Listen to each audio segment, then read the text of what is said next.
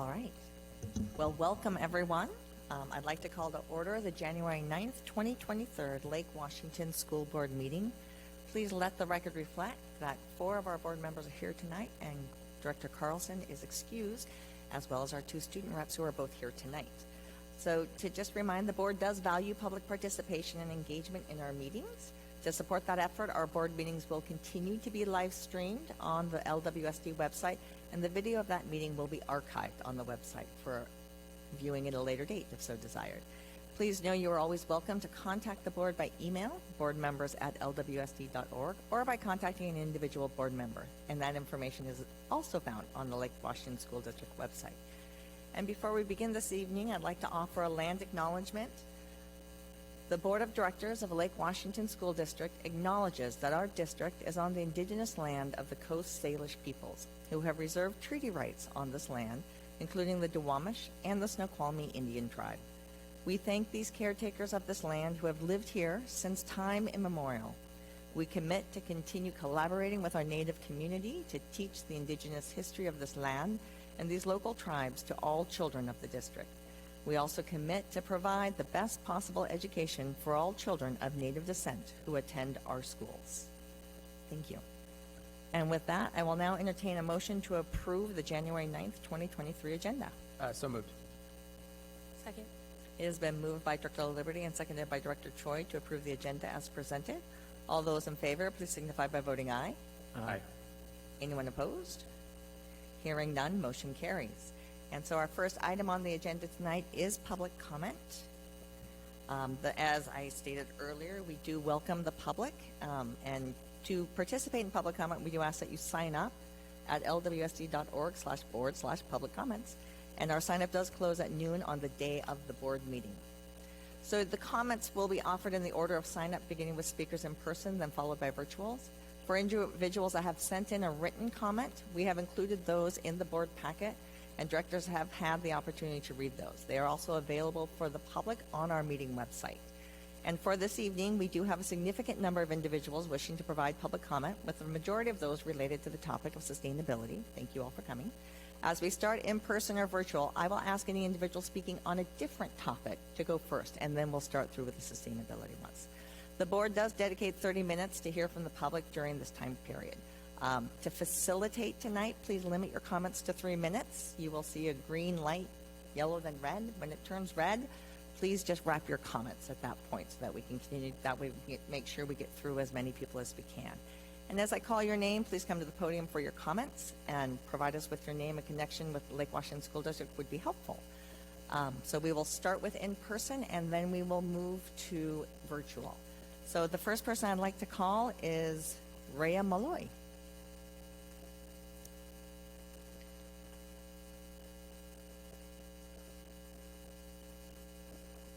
And 1 second, we're going to fix your mic. Hey, Rhea Malloy, speaking on my own behalf today as a mother and a sustainability representative in the schools. So first, thank you to the board and the district for the years of highly effective conservation and efficiency work put into date. I'm a mother to 2 daughters, 10 and 12, both on green teams. The 7th grader is struggling to bring waste reduction to her cafeteria, and I'm struggling to bring food recovery to the other school. Professionally, I've worked at the Iowa Energy Center, Northwest Spark, and Renewable and Energy with project partners including Department of Energy, NREL, Google, and others. I serve on the City of Redmond Environmental Sustainability Committee as a technical advisor.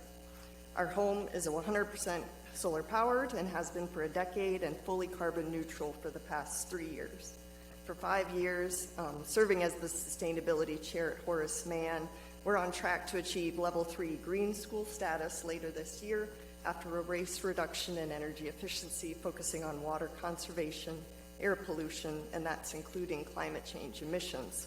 When I shared that level 3 focus for the year, one of my 5th graders stood up in front of 40 of his peers, looked me in the eye and said, "This is really important. We need to be doing this every day, not just 20 minutes once a month." He was absolutely correct. We are experiencing impacts and consequences of 1.2C warning right now Our community and students see the weeks of wildfire smoke, the canceled recesses, severe storms and power outages, flooded basements, the portable AC units with tubing dropping through the classroom tiles in heat waves, and the fundraisers for schools around us that weren't so lucky, resilient, or high on the hill. The title of the latest UN COP27 GAP report in November was Too Little, Too Slow, and we're on course to overstep plus 3C given current inadequate pledges and continuing delays. The U.S. National Climate Assessment out later this year will confirm that trajectory. Washington State, King County, local corporations, federal policies, and our area cities now have comprehensive climate resiliency and sustainability policies in place, transitioning off fossil combustion towards electrification and low emission. This transition has now reached our school doors.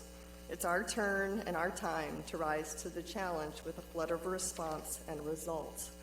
Let's get this added to our next-gen strategic planning, budgets, and daily operations. A plus on adding 100% emissions neutral footprint by 2040 or earlier, a plus on adding system-wide waste reduction standards, and a plus on phasing out fossil combustion district-wide. Let's cross the stage, complete the required work, prepare adequately for the future, graduate to the next level, and celebrate a job well done. Thank you. Thank you. If you're also willing to leave your written comments with us, that would be great. Okay, great. Thank you. So the next individual I have here is Jeremy Suzuki.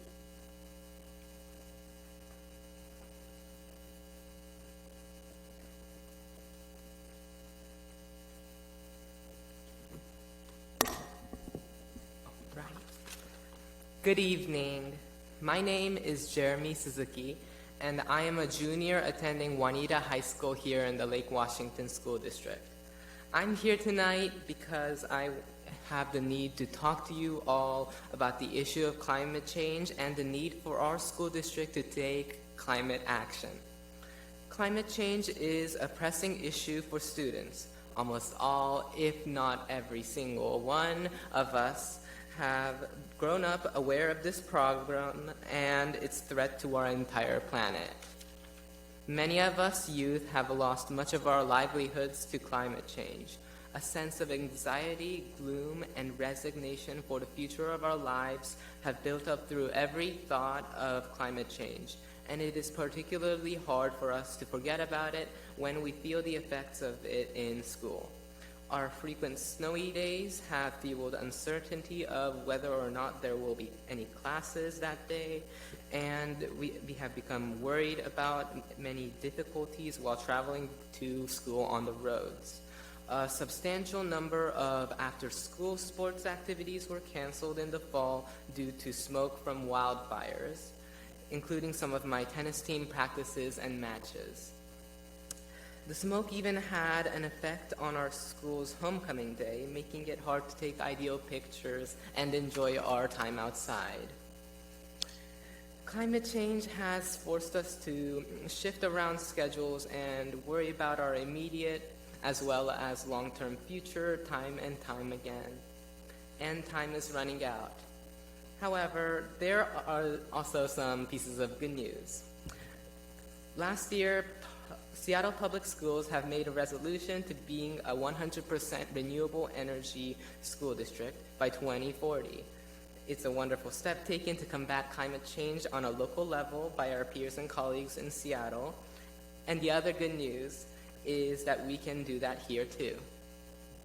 Lake Washington School District holds immense power and potential to reduce our emissions and waste in many immense ways. There can be improvements in waste management by standardizing implementation of recycling, composting, and food share or recovery options across all schools, as well as removing burdensome requirements wherever possible, such as extra refrigerators. A close friend of mine in the Tesla STEM program reports not having those kinds of options at his school lunchroom, and a standardization of these options can have an immense impact at his school. The resiliency planning can also be updated to protect our health from known impacts, such as the school from smoke, by implementing better smoke intrusion mitigation. And finally, you can all implement an emissions reduction roadmap that can bring emissions down 50% by 2030 and get us to carbon neutrality by 2040.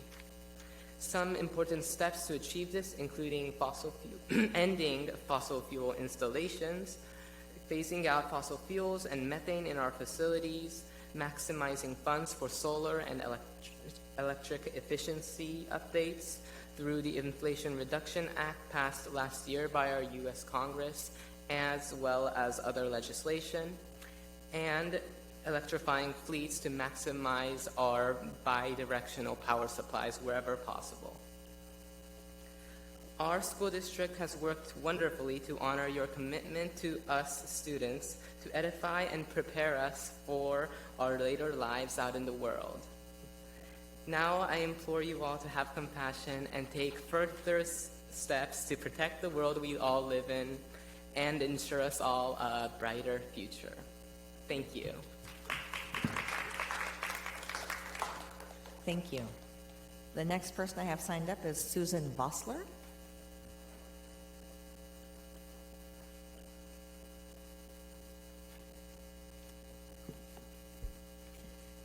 Good evening. My name is Susan Vossler. I'm a resident of Kirkland and a parent who sent all three of my children through Lake Washington School District. My youngest graduated 2 years ago. I was always an active volunteer at the schools that my kids attended, mostly in the realm of sustainability. My sustainability efforts began about 20 years ago when I found myself in the cafeteria of Carl Sandburg Elementary, astounded by the amount of food being thrown away. After a custodian who had no interest in change retired, I was able to start a composting program with the support of the new custodian. I also started a student green team, which helped with the education and supervision of the new sorting system. Then my kids were on to EAS and Finn Hill Middle School, where there was no composting system. Thankfully, I had the support of a principal and custodian to get one started. Then on to Juanita High School, where again, there was no composting system. Again, I was fortunate the custodian was willing to give it a try with the assurance that I and members of the Earth Corps team would help educate and monitor. I have spent many, many hours in school cafeterias. So while the district supports recycling and composting systems in their schools, it is completely dependent on the dedication of parent volunteers or staff and the willingness of administration and custodians. This is absolutely not sustainable. I propose this new vision. A kindergartner starts school in our district. She learns why it's important to conserve resources and reduce waste because it's part of the curriculum. Recycling, composting, waste reduction become part of this student's daily routine. And then she moves on to middle school, and there she finds a sorting system just like at elementary school. The reusable and compostable food service products in the cafeteria are the same. She doesn't need to relearn a system. And then she moves on to high school. Yep, it's the same predictable system. And all along the way, the school curriculum has supported this student in valuing resources and being a steward of her community and the planet. My ask of you, our district needs a sustainability plan, a systemic approach to sustainable practices of reduce, reuse, recycle, compost, and food share. And it needs a dedicated director of sustainability to oversee that plan. Thank you. Thank you. Our next student we have signed up is Shrima Narasimhan. I apologize if I did not pronounce that correctly.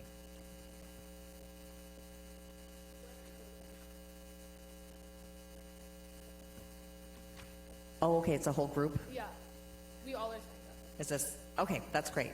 Yeah. Okay. So good evening. We're from Sustainability Ambassadors. My name is Hernie Bosker, and I'm a senior at Redmond High School. Good evening. My name is Shrima Narasimhan in the class of 2023 from Eastlake High School.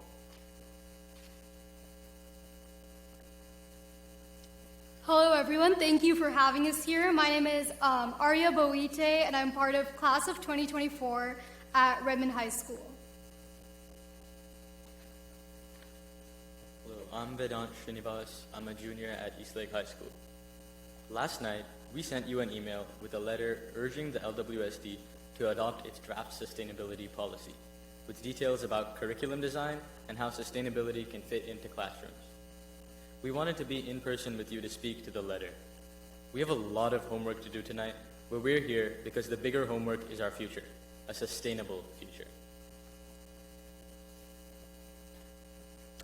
As students of LWSD, we have the privilege of engaging in a top-tier education. But what are we missing? It's the cornerstone. We need problem-based learning to tie all that we do in the classroom to measurable, sustainable action in the community. We want to understand how the rhetorical analysis we learn in English and the equations we learn in calculus connect to the real world. We want to learn how we can ensure a sustainable world for both ourselves and future generations. We can help. We want to help, and this is our future.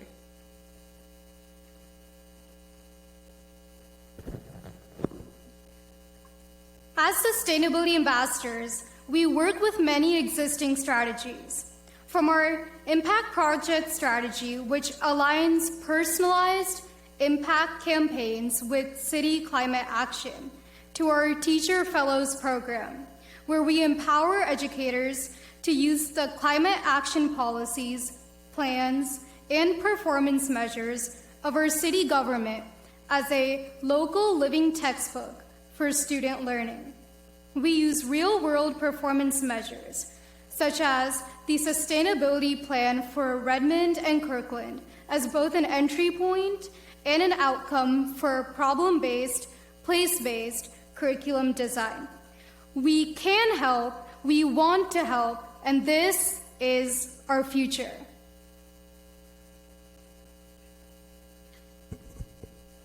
As we mentioned in our letter, we look at the Berkeley School District's fully implemented sustainability plan as a model for what we want to do in the Lake Washington School District. As a team of sustainability ambassadors, we have been advocating for sustainability policies to be implemented in multiple school districts across the greater Seattle area. Specifically, the advocacy of sustainability ambassadors has propelled the Bellevue School District to review its own draft sustainability policy. We believe that Lake Washington School District can contribute to this growing action in our area. Our call to action is clear. Within 24 hours of sending our letter to clubs, teachers, and students, we gathered 152 signatures from eager friends and supporters who want this change to happen.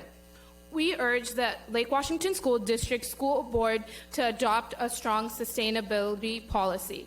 We can help, we want to help, and this is our future. Thank you. Thank you.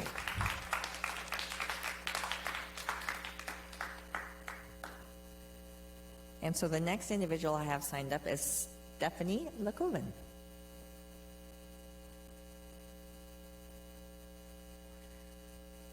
Hi, my name is Stephanie Lekoven, and I'm speaking as a parent advocate in our district.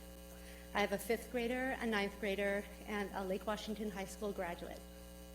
I've been volunteering for the last 10 years to help make our schools more sustainable.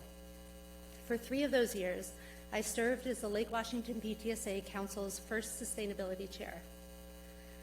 Prior to COVID, we had parent and grandparent volunteers, as well as teachers, at about 25 schools working on projects that spanned many areas: food waste and plastics, no idle campaigns, composting and recycling, green cleaning practices, getting the lead out of school drinking water, planting school gardens and trees, eliminating toxic herbicides on school campuses. The list goes on and on.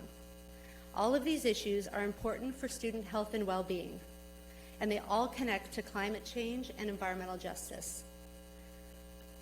They also connect to every department in our school district, from facilities to nutrition services, from health services to transportation, from purchasing to academic programs.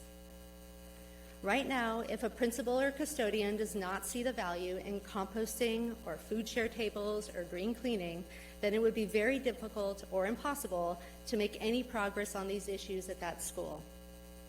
Even with principal and custodial support, a successful pilot at one school rarely leads to district-wide implementation at other schools. That's because we haven't had a vision or policy around sustainability at the school board or district level. To be fair, our district has been doing more than many others in our state. We have an incredible resource conservation manager, now two, I believe, and the original one, Jed, has saved our district energy, water, and lots of money. We also have a district green team and green advisory team, which were set up by Superintendent Pierce back in the day. These teams look good on paper, but they haven't met yet this school year, and we're in January. They don't have a directive from above, and they don't have deliverables or any accountability, other than us feeling like we're constantly knocking on their doors, asking for systemic change. So tonight, I'm humbly asking for two things. First, a coordinated, cohesive, and comprehensive district-wide sustainability vision and policy to include greenhouse gas emissions reductions in line with RCW 70A.45.020.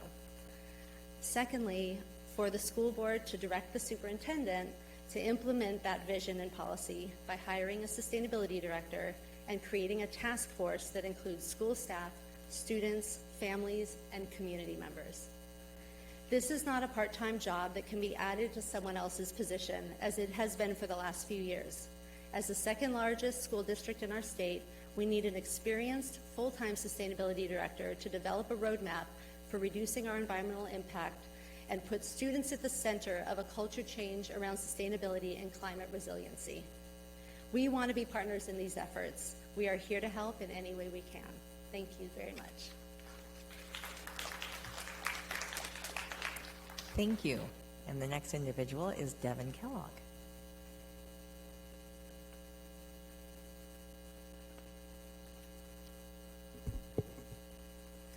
Hi, good evening, Lake Washington School District board members.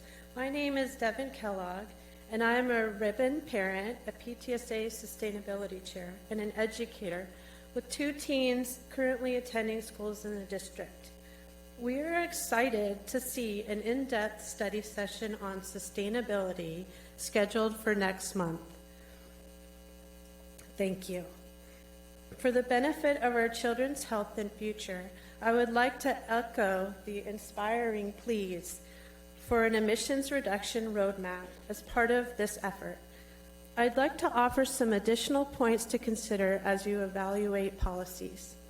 First, I'd like to remind you about the alarming health and safety risks our families and frontline communities are facing due to the continued dumping of toxic and heat-trapping gases into our atmosphere. We are talking about both the direct impacts of pollution and intensifying wildfire and weather events, and the indirect pressures being put on our basic life-sustaining systems. My family has experienced this personally, with asthma attacks during our now seasonal smoke events and direct risk to property from fire and flooding. We are not alone. The same prominent health organizations the district has been relying on for COVID and start time policies, such as the American Medical Association and the American Academy of Pediatrics, have declared climate change a public health emergency, and further state, and I quote, failure to take prompt substantive action would be an act of injustice to all children. I hope we can agree that we should be giving at least as much attention to the climate discussion as we are to these other important health issues. Additionally, harmful climate impacts are increasingly impacting our school properties and programs directly. We are going to need to address this at some point. The sooner we do it, the better the outcome for all. Fortunately, the most effective remedy for this threat, rapidly reducing harmful emissions in our buildings, transportation, energy, food, and waste systems, also offers exciting vision of the future. Solutions like solar rooftops, energy-efficient heat pumps, zero-emission vehicles, and low-waste cafeterias not only improve climate and health outcomes, they offer us cost savings, resiliency, and more, including wonderful opportunities to prepare our students for the jobs and innovations of the future. There's a movement afoot and a host of state and federal funding opportunities coming available that will support the district in these efforts. It's time for Lake Washington School District to work in unison with regional efforts and create an effective emission reduction vision and plan for the sake of our kids and communities. Thank you. Thank you. So next I have Harini Bhaskar, but I believe you might have spoken. Okay. And then Tim Voss.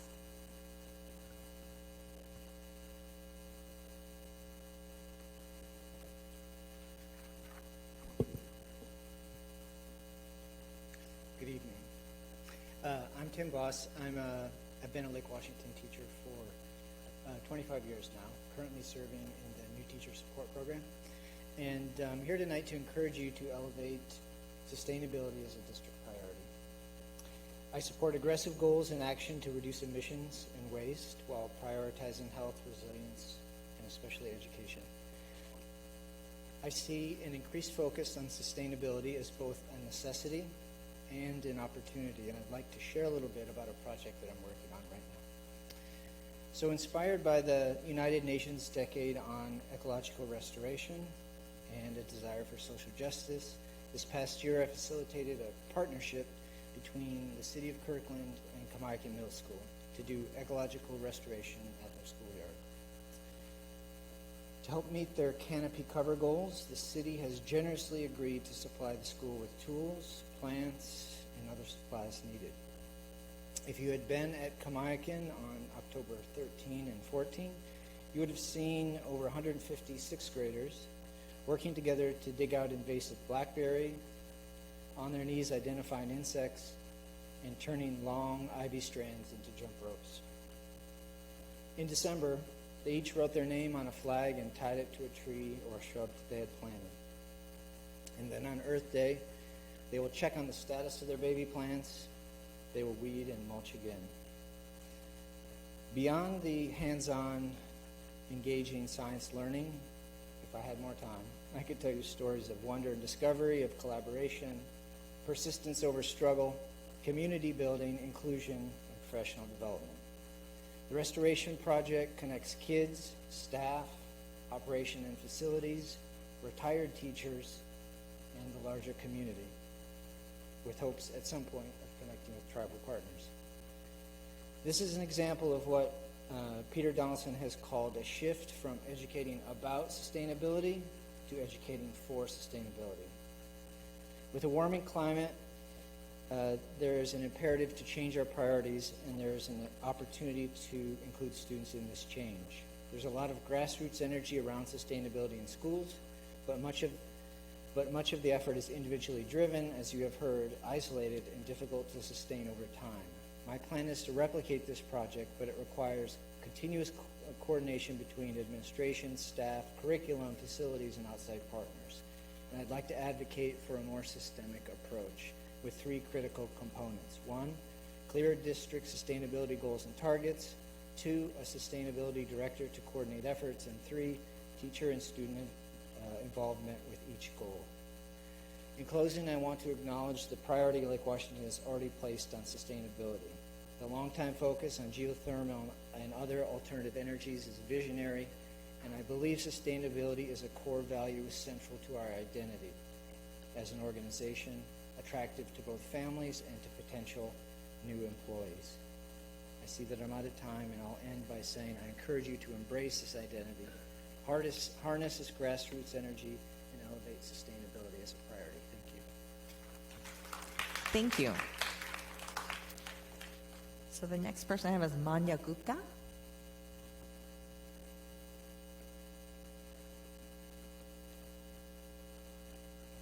Good evening. My name is Manu Gupta. I'm a senior at Juanita High School, and I've been president of Earth Corps for 2 years. Let me just begin with a gentle reminder of what this proposed plan is fiercely protecting.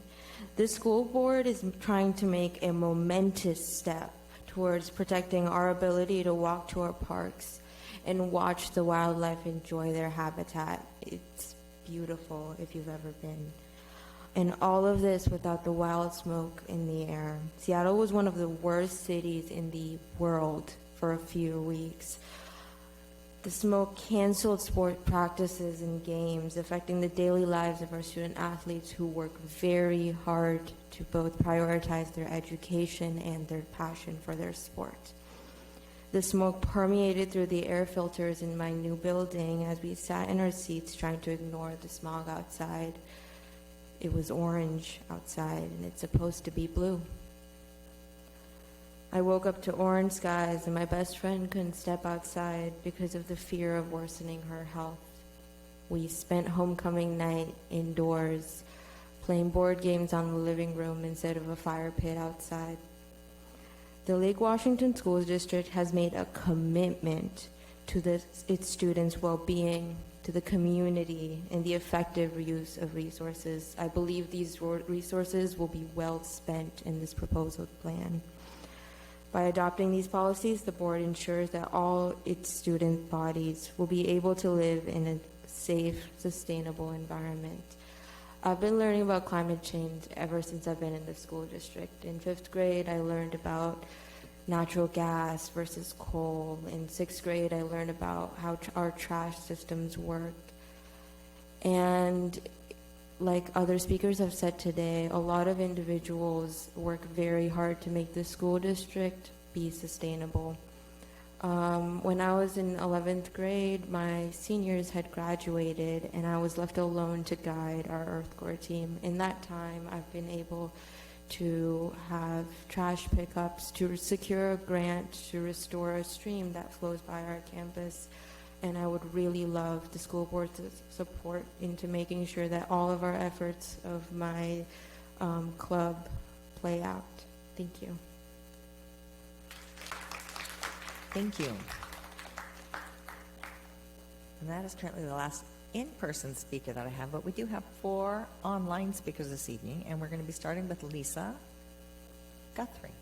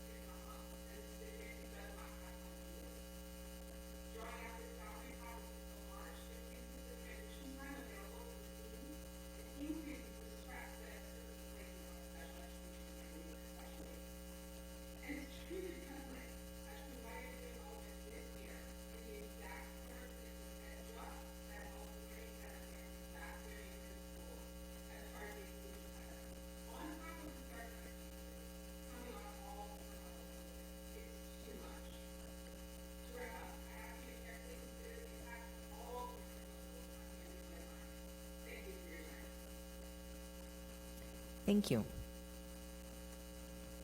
And the next individual we have is Lahari Rampur. No? Okay, so I think we are going to. So Lahari, if you're there, you will be next. And I assume this is Neil. All right, so Neil Anderson, you are next. Thank you.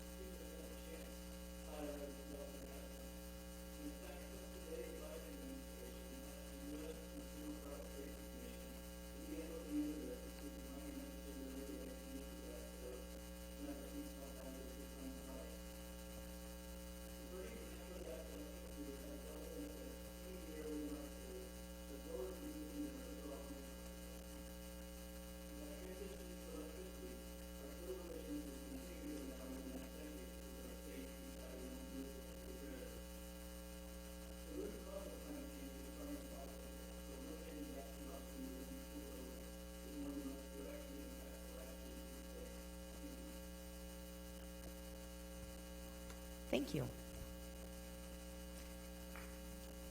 And with that, I do think we have had our last individual who signed up for public comment. Did I miss anybody? Okay, seeing no hand being raised, and I think I've done okay. So with that, I will close public comment. And thank you all for coming and holding those discussions. As was mentioned, as many of these were about sustainability, we do have a study session planned on Saturday, February 4th, to speak both to sort of where everything is at currently in the district and sort of where the future and those plans going forward. So thank you very much for this input and those components going forward. Dr. Holman, I don't know if you have anything you'd like to add.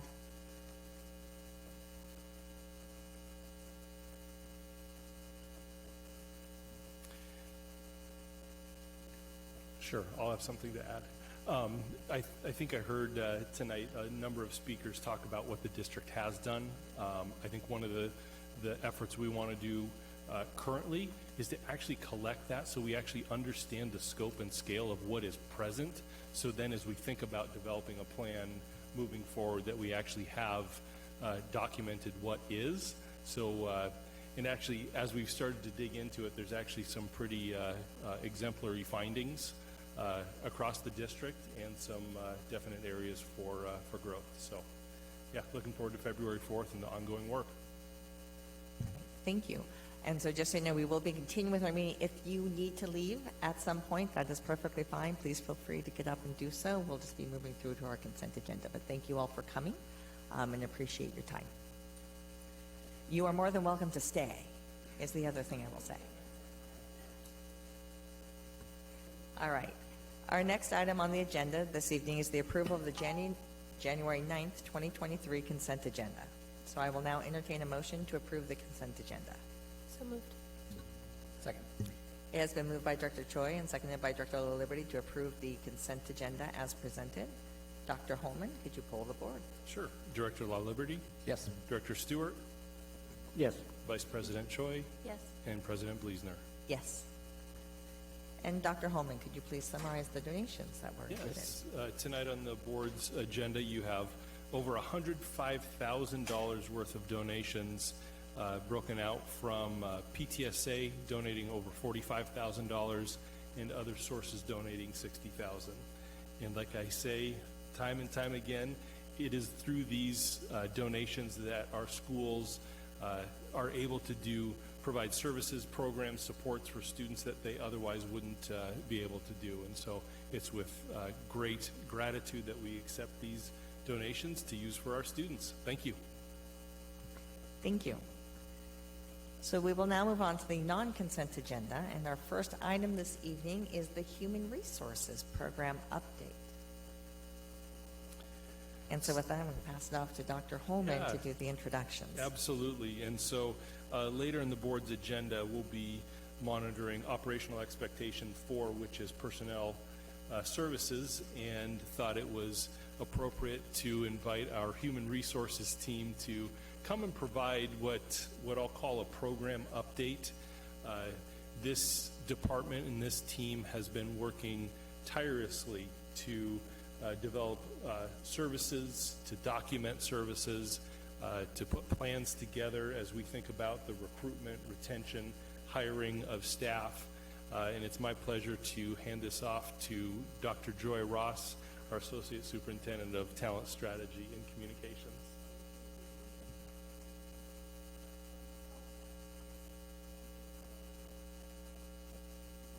Thank you so much. I'm on. Good evening, President Bleasner, board directors, student representatives, Dr. Holman. Thank you for having us this evening and ladies and gentlemen, having us this evening to give you a report on the work and efforts of our Human Resources Department. This is the third year that I have had the opportunity to open this discussion, and it's also the first year in 3 years that we are opening in full in-person mode. And so I think that speaks to the challenges and opportunities that we are still seeing as it relates to COVID. And we will share some of the impact of that tonight in our report. But suffice it to say, we are certainly glad to share our work with you. We wanted to start with an image of our students because regardless of the fact that we are an operational department, every decision that we make is made with students in mind.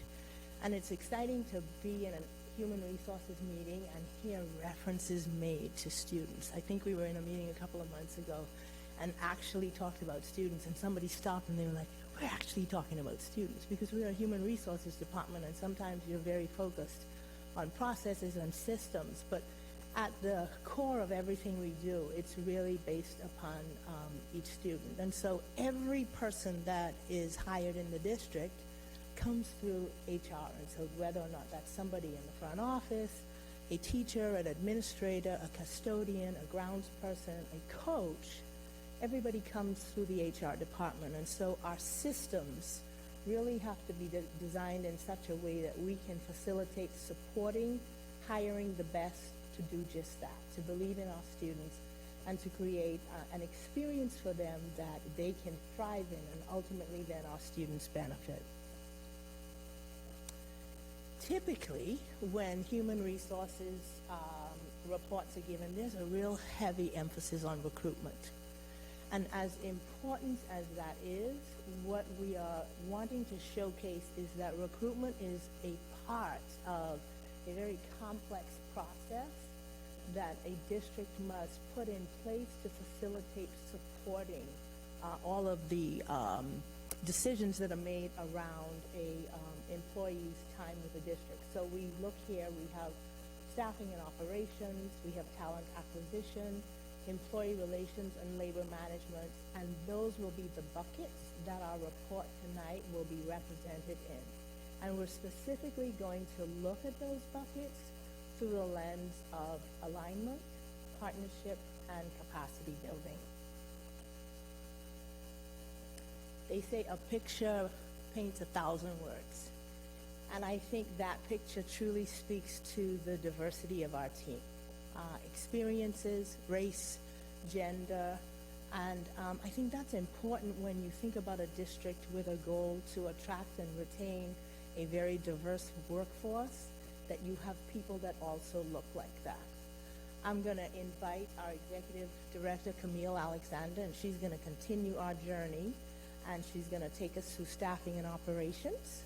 Going to be followed by Director Zakia Sita, and she's going to take us through the talent acquisition portion of our presentation, and then Directors Dr. Richard Patterson and Jared Kelly, who are employee and labor relations directors, they're going to round us out.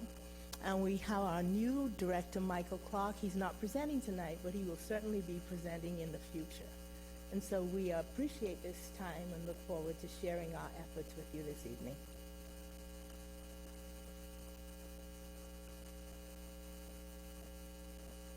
Good afternoon, everybody. It's very nice to meet you all. This is my first time seeing you all, so this is good. Joy highlighted a good point around this being the first year of maybe like traditional school start. And when it comes to talent or human capital, one thing that I think is important to point out is that we had some major shifts at a national as well as a regional standpoint. And so before we start talking, about the regular things with staffing and operations, I think it's really important to situate us all in this context because it really lays out what kind of landscape we as a district are confronting, not just on the student enrollment and school services side, but also in the people that are doing that work. One big shift that COVID really, I think, catapulted were the shift in expectations for the workplace. And so where you, in the past, could really just say, as long as you pay people well, and as long as you have a reputation, you, for the most part, could, pretty much rely on a stable workforce. No longer was that specifically the case.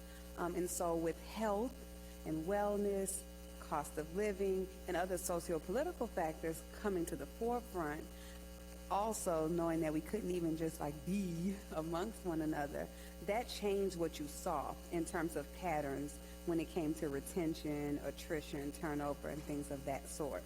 So there's a lot of verbiage that came through these last 3 years. The Great Resignation, the Great Reshuffle, quiet quitting, and these are all things that we experienced at multiple levels of the organization.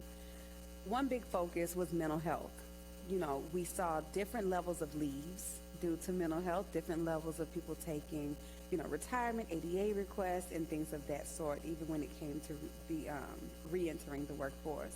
We also saw that while we as an organization had to respond and provide some flexibility in hybrid schedules, you also saw that that came at an expense as well as benefit. And so it forced us as an organization to broaden our horizon on how we think about talent and services and operations. And lastly, belonging is something that I think coming through the end of COVID and what we are doing in terms of living with COVID, that really shined a light. And so I like to sometimes take people back. If you think about 2020 and COVID first happening, we also were at the crux of a real conversation nationally and globally around diversity and equity and inclusion. What are these things? How do we change? How do we respond to one another in society? And then now coming back, those things are still very real, but there's this concept around belonging. How do we also fit and have community together? And so that is really important in the workplace, because in order to provide that space and context for students and families, you have to genuinely have that for your colleagues. And so that became something that as an organization we then had to be responsive to.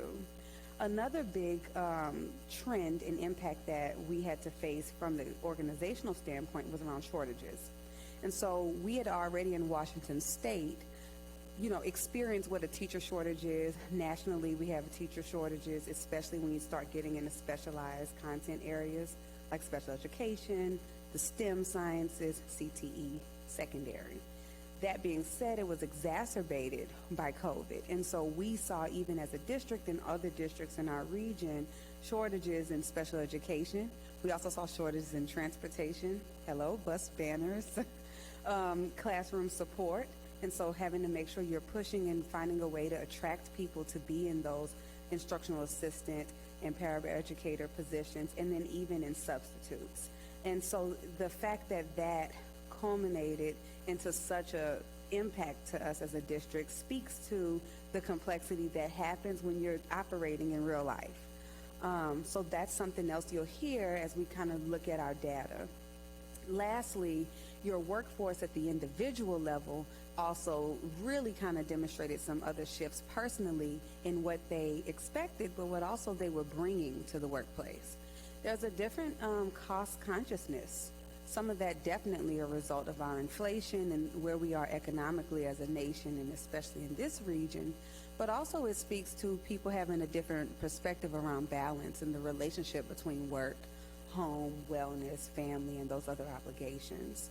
And so that came up in bargaining and district labor management relationships, but it also came up in even how we schedule. And so before, where you might have, the gung-ho teacher that stays and does the beautiful billboards, now we were having at the forefront real conversations around, what is my planning period? When do I get a break? When do I have the time to forge and rebuild those relationships with my families and things of that sort? Another thing was the increased desire in upskilling. And so that affected us in unique ways. As much as we saw a shortage in specialized content areas, you also saw an increase in interest in terms of alternative routes to certification as people started exploring and getting more familiar with that as a pathway. In a similar light, though, you saw people leaving things that they had actually went to school with as a career.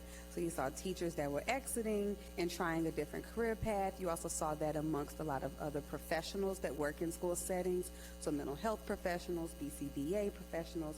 And so when you think about the impact that those niche professions have on a district, when you have a shortage, that really situated or put us in a situation that was unique and forced us to also have to engage in a different way than in the past we'd had to. So what you'll see is, this is just a preview, as Dr. Holman alluded, you'll see even more data in OE4, but this is just an update on our student and staff demographics. You've all seen this kind of table before, and so we just wanted to offer that same continuation. I wanted to highlight two things. So you'll notice that this data is from the last school year, because we're in the current school year, and so you have estimates, and so this is the most real data. That's why we're presenting that to you. That's also the data we used when we were tasked with developing these strategies to be responsive. So I felt like it would be important for you to see that.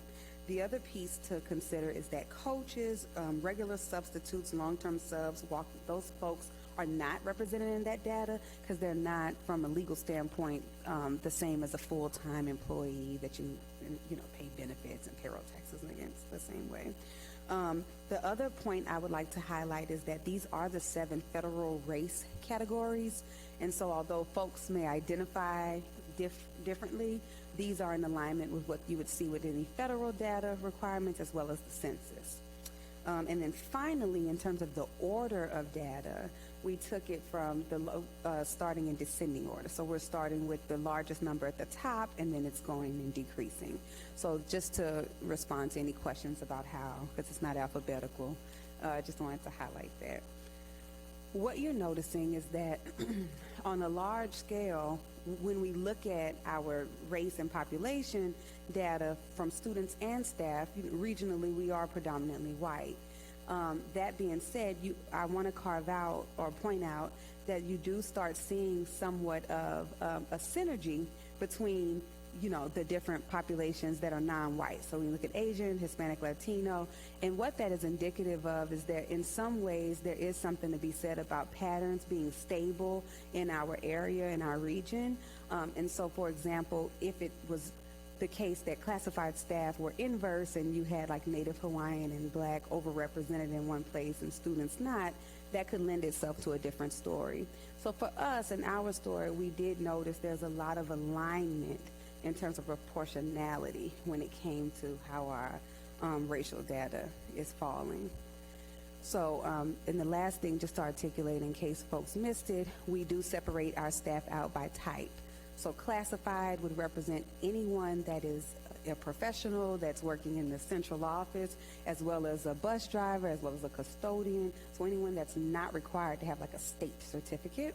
Certificated will represent teachers as well as ESAs, so speech and language pathologists, occupational therapists, principals, and then administrators, mix the principal part. Administrators will represent principals and then directors and other central office admin.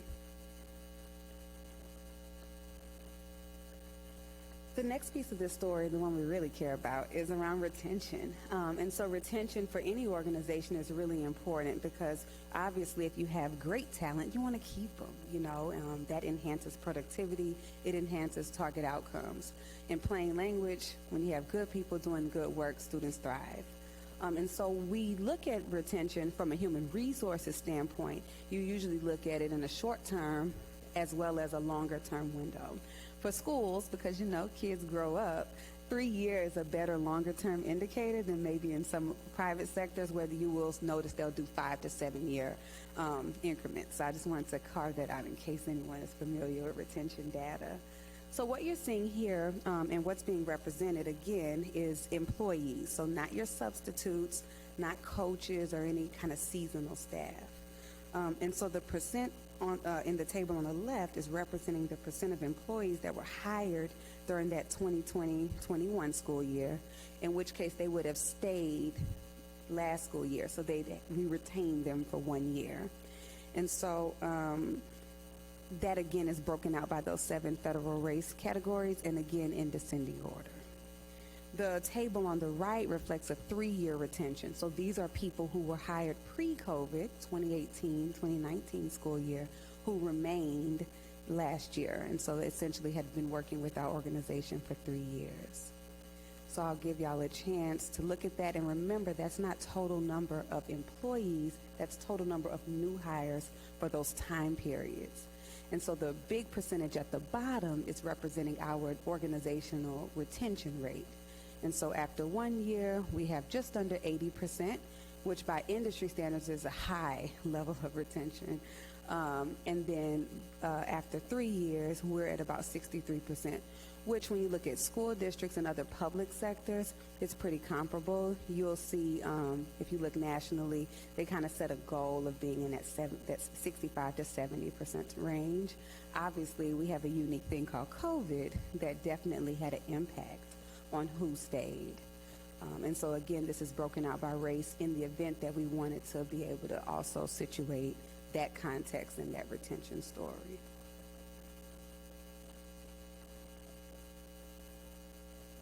Similar to retention, you want to know who leaves your organization. And more than who, you want to know why. And so there's a couple ways that you can collect that information. Many of us who have worked are probably familiar with exit surveys. And so that could be, those are questionnaires you send. They have a lot of different information that they'll ask about. But at a bare minimum, we also require when you submit your resignation, we really encourage strongly a reason. And so I wanted to highlight that actually 70% of our employees provide a reason for when they leave. This may not seem special, but it stands out because usually from a human resources perspective outside of a school context, most people don't tell you why they're leaving. They, put in their little notice, ask you when their last paycheck is, and then say good riddance. And so for us to have 7 out of 10 people being able to provide a reason speaks to either the level of engagement, but also probably the level of rapport and reputation that we have when we're dealing with employees. And I think that data situated against those retention metrics tell a story about a stable organization in terms of relationships. In the 2021-22 school year, so this last school year, we had 636 employees separate from the district.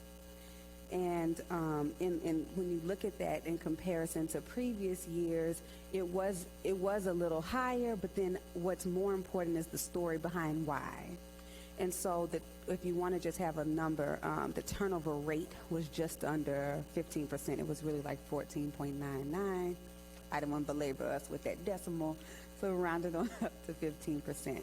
Again, just like with our retention data, we really are in a strong position considering that school districts actually had, and when you look nationally at the National Labor Reports, had actually been seeing higher levels of exit. And so a lot of larger school districts and urban and inner city school districts were seeing turnover rates in excess of 25%. And so for us to be able to have that story, I think that's important, and it says something about our organization, even against that backdrop of shortages. In terms of the 5 reasons why people separate, so remember, this is data represented by the 70% of the folks that are responding. Number 1 was retirement, and it was retirement by a long shot. So there wasn't even close between number 1 and number 2. It was well over 60% of our employees that separated last year were due to retirement. The second was personal reasons. The third, moving out of the area. And in our, excuse the typo, in our context, that also included them moving out of state or moving out of our district. And then finally, they had options, and they disclosed they either accepted a new job elsewhere, which meant it was outside of a school setting, and then number 5 was accepted another job at a district. This is important because at a national context, the reason, especially when we talk about educators, that most educators were leaving, when I highlighted those numbers prior, was due to retirement and also affordability. And so if you look at that, and our data is also reinforcing that message, it doesn't say that, oh, there's not work that could be done to attract people to our district or to keep people to our district. But what it does say and lend itself is that we're not in some unique off situation. People aren't just escaping and fleeing to another district. We really are in very much alignment with national patterns. Okay, so before I wrap up and get out of here, the last thing I want to say is, so I shared all this data. I told you who stays, who goes, who do we have, who are we serving. The big piece that we focused on this year, and really it has been a focus over the last 3 years, was around engagement, that piece around belonging. And so what you're seeing here, this is a framework that is often referred to when people are thinking about how do you keep an employee through the employee life cycle, and so what you're seeing on the left side is the level of engagement. Disengagement means, people get hired and it's, oh, well, you're getting baptized by fire, you don't see them. Belonging is they really feel part of something. So they have meetings, they're being held accountable, but they also are probably maybe involved in a happy hour or some kind of like fun group activity with their colleagues. And then up at the top where you really want to be is around fulfillment. So there's a sweet spot, if you will. What you see on that x-axis, which is that horizontal line, are the different stages in that employee life cycle. So attract. So first, what's your brand, your message? How are you engaging the market? And then recruit. How do you interview and hire? What is that process like? And so again, this reiterates how Joy told you the rest of our presentation would be. Zakia, who's going to follow me, is going to talk about how we use that level of strategy to attract people and respond to what we were seeing in that exit data. And you want to be in that sweet spot toward belonging, because that's really where you kind of really can retain an employee, but you also can grow an employee as well. If you look at Immerse, that's everything about while you're dealing with your employees, how do you start them off for success? And that, when you get into human resources and the staffing and operations side, is everything from, is information accessible? Do they get a handbook? Do they know who to call? To even there's training for their position. So you're going to be a paraeducator. What does that look like? How do I make sure that you can get those questions answered before you're actually in the role and being held accountable? Develop is the responsibility of that supervisor. And so I always remind people, in HR, we don't generate or create anything. We're really here as facilitators. So even though we can create a structure for hiring to hopefully be efficient, for data to be collected, we're not day-to-day in your face holding on to these employees. We're not the one making the actual hiring decision for an employee. So then the real crux of our work is really being an anchor and a resource to our hiring managers and our staff as a whole, so that people have the support so that they're able to feel successful in their roles. So that immerse and develop is really where the real work is done. And then finally, you hope you're empowering your people. And so that's through recognition, little shout outs. That's when Dr. Holman is coming in first week of school and doing spotlights with his staff. It's doing school visits, but it's also around promotion and retention. And so those, when you look at that through a cycle, it tells a big story. And we hope that today you're able to see how the data I shared has informed the rest of the life cycle stages for the employees. So thank you so much for humoring me, and I'm going to pass it on to Zakia. Good evening, everybody. Zakia Sita, Director of HR. Talent acquisition is my focus. And so what I will cover is basically just kind of piggybacking off of what Camille covered, which was quite a bit, just to share how talent acquisition as a team and department supports the hiring needs of the district and what that looks like. And so I'm just going to focus on 3 key areas that we focus on, which are strategic recruitment, employer branding, and then best practices. So I'll break those all down for you. And before I go into that, as Camille touched on, we are great at attracting applicants.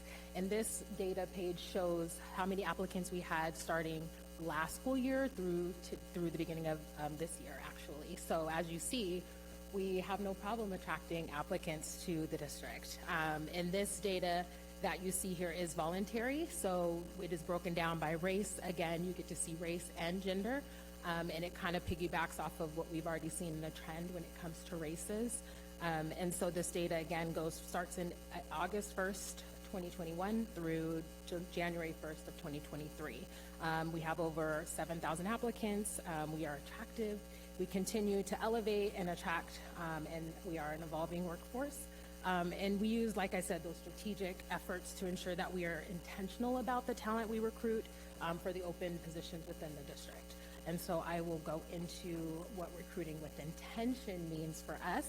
And so this data chart here that we have shows the referral sources, so where people are coming from as far as applicants. So it's kind of broken down. The big chunk, actually 49% don't share, but if you look at the next bucket that's really huge is our commercial job boards, which is one of the talent strategies that we use when we use our recruiting with intention. So for the first one, community-based sourcing, that's something that we do where we're reaching out and being very intentional with community organizations that we make connection with, building those partnerships, virtual events.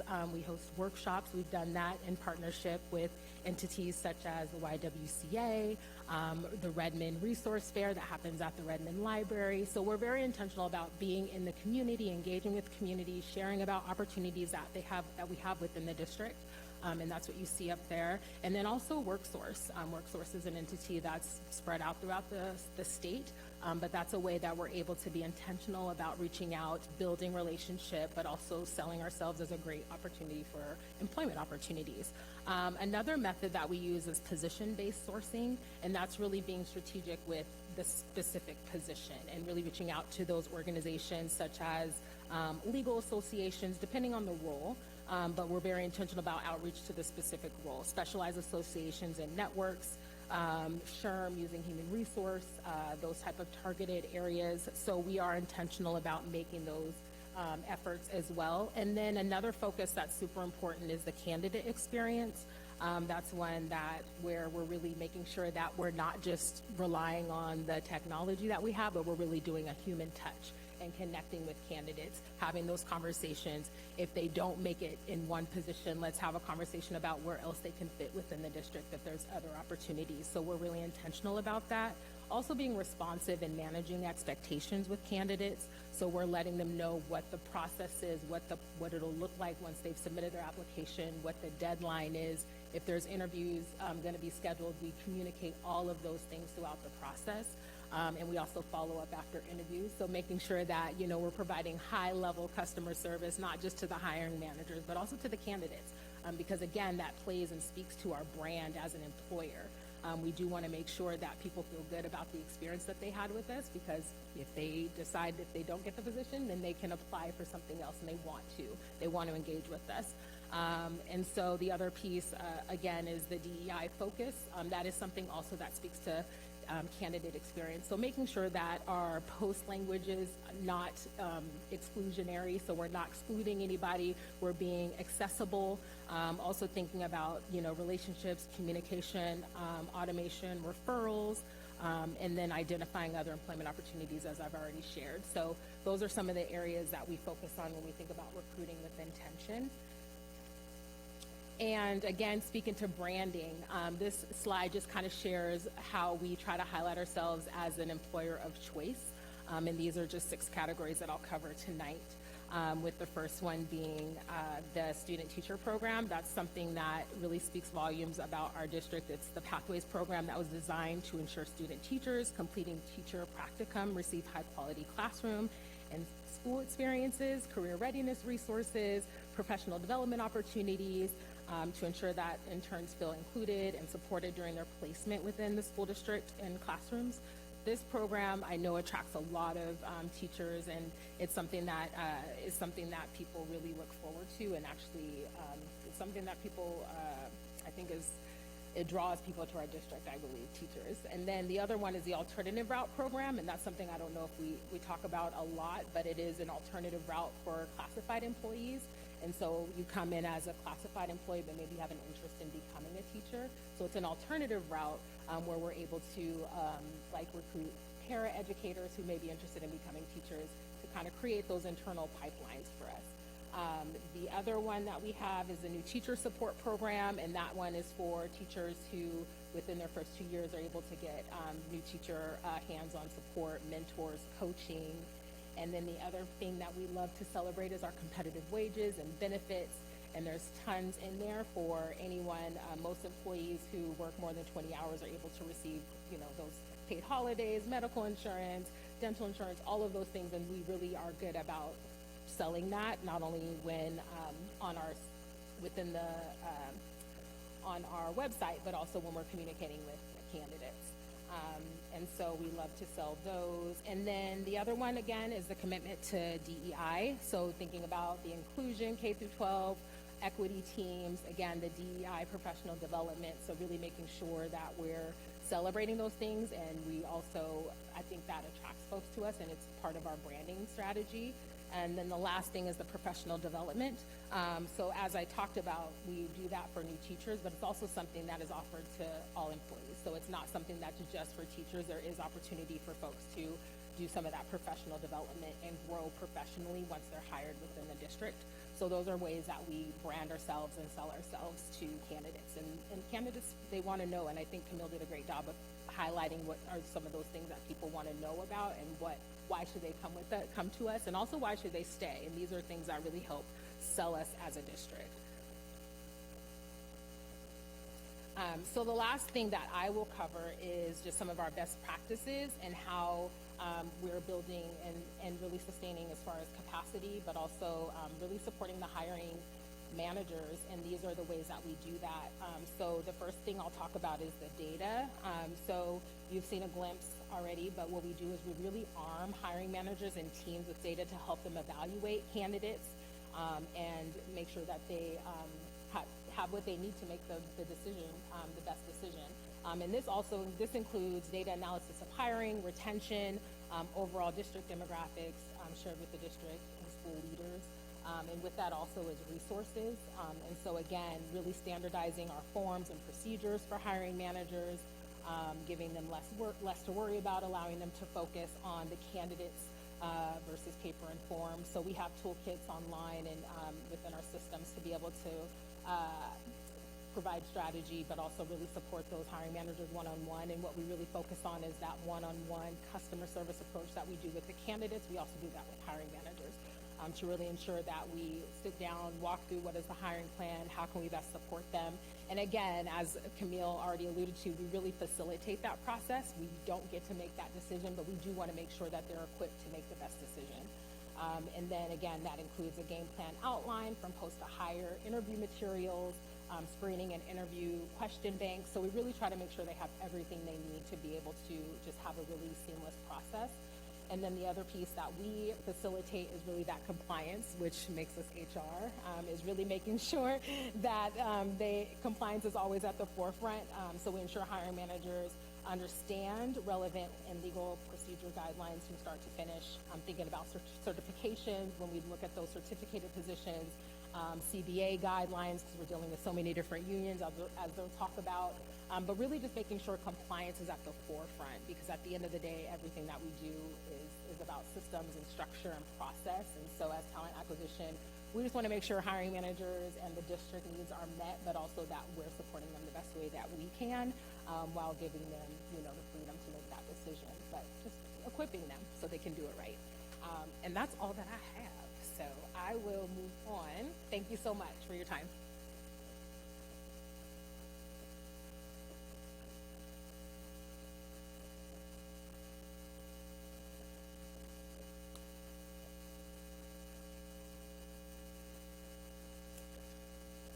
You get two of us. Hello. Oh, all right.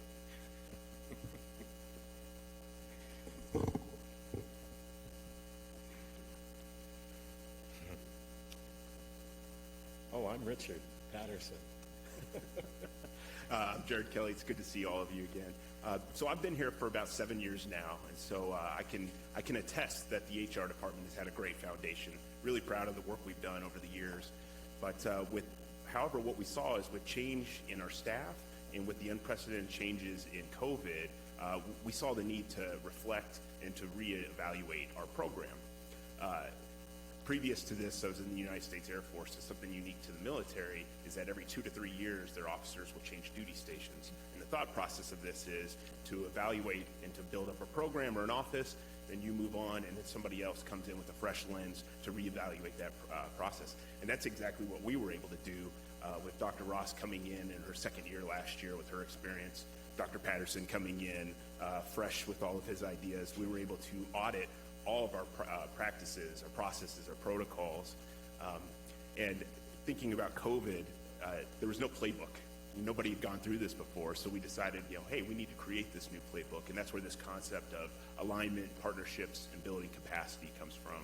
It's a continuous improvement loop that's not reactive, but is intentional. Nice. We decided to present together to show our unified approach across employee and labor relations, even though I'm the certificated staff and Jared focuses on the classified folks. This graphic is pretty intentional, in fact, around the fact that these all interact with each other. Alignment can't stand alone. Partnerships don't stand alone. And as well, building capacity. When an employee is engaging with the system, we've had an enormous opportunity of really looking at the kinds of patterns and things that are happening. So when Jared said intentional, that's exactly what this is, in the fact that we have the opportunity to really think differently about what is happening internally and how that impacts employees throughout the entire system. So across both areas of employee and labor relations, we work really hard to learn together, to establish common practices, common understandings, common language, right?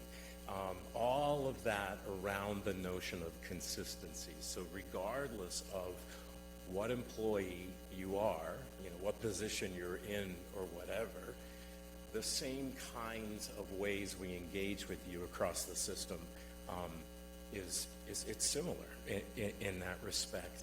But we don't do it in isolation.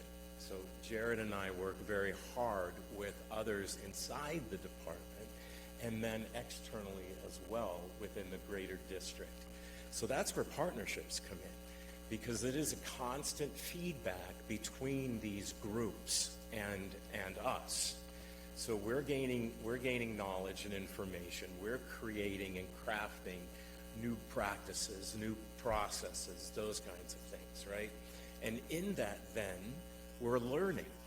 But the learning can't stay just with us. The learning has to also be, provided for the system. And that's why the three of these work in tandem, because we can't. And then there was daylight. because it is absolutely critical that the system is learning. We can't keep that knowledge to ourselves. So that's where the building capacity comes in for others. Jared had mentioned continuous improvement. As we get really good at creating new ways, right?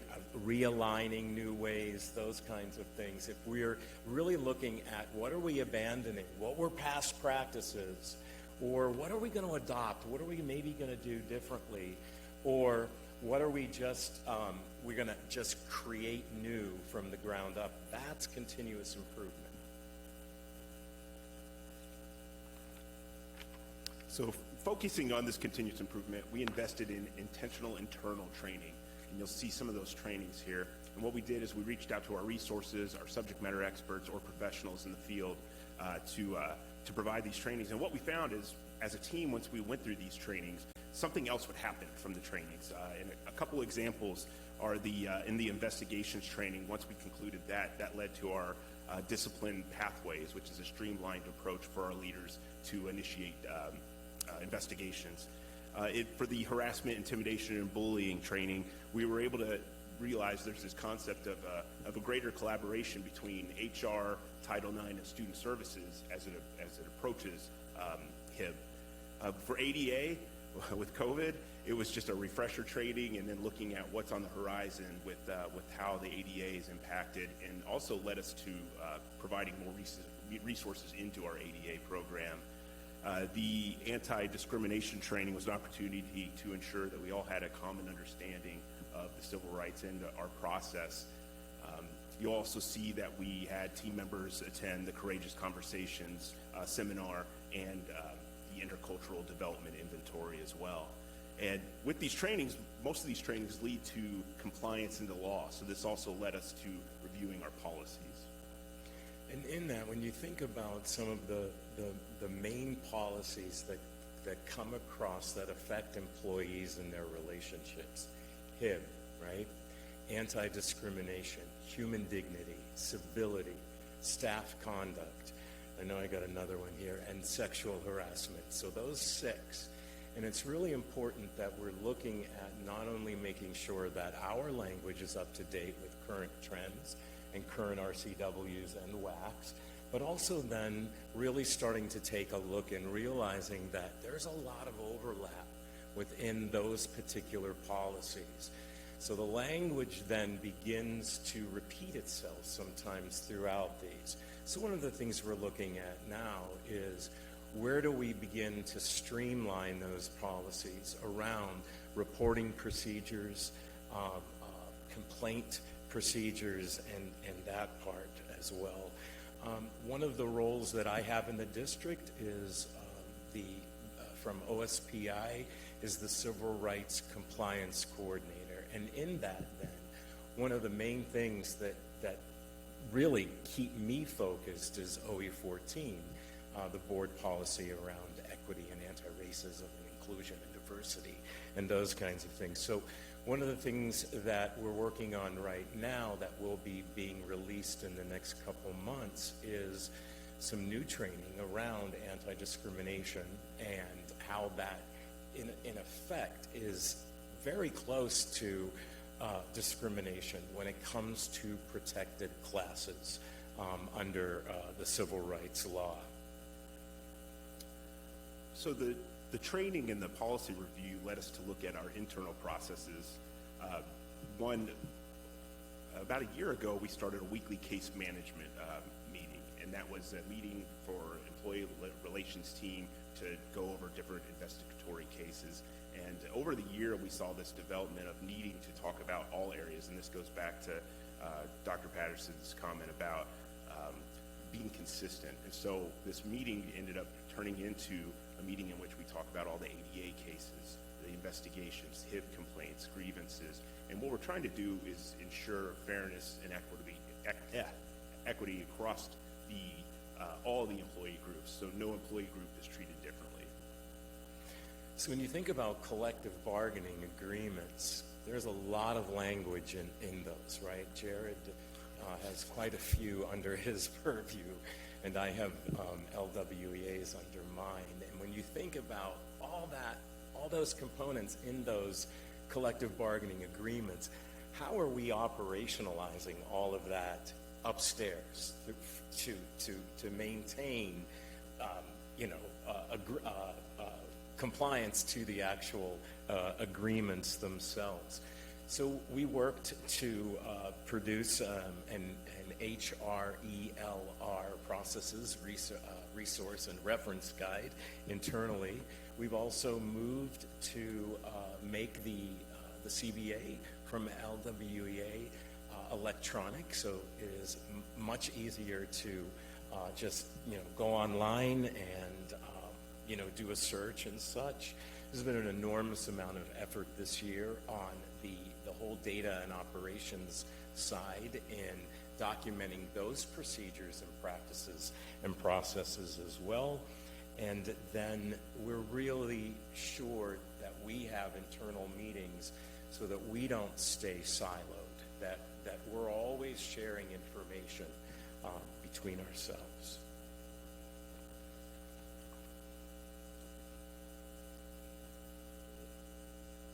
Well, I'm first. Yes, I am. He's looking at me. So Jared had mentioned a little bit ago, I'm going to provide you with some points on how we have partnered with Equity. It's been really enlightening and great work, working very closely with that department. One of the things Jared and I did was we became certificated administrators for the Intercultural Development Inventory.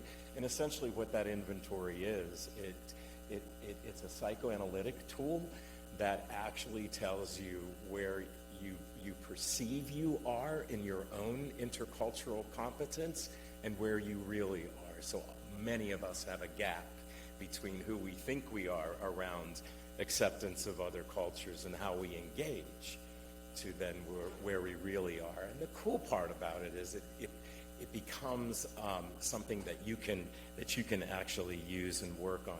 Jared had mentioned that we met with all of the Equity Department in October to attend the National Summit for Courageous Conversations About Race. And one of the things that we're very serious about is to keeping those conversations going back here in Redmond. Oh, I'm still up. That's right. He's looking at me still. Okay.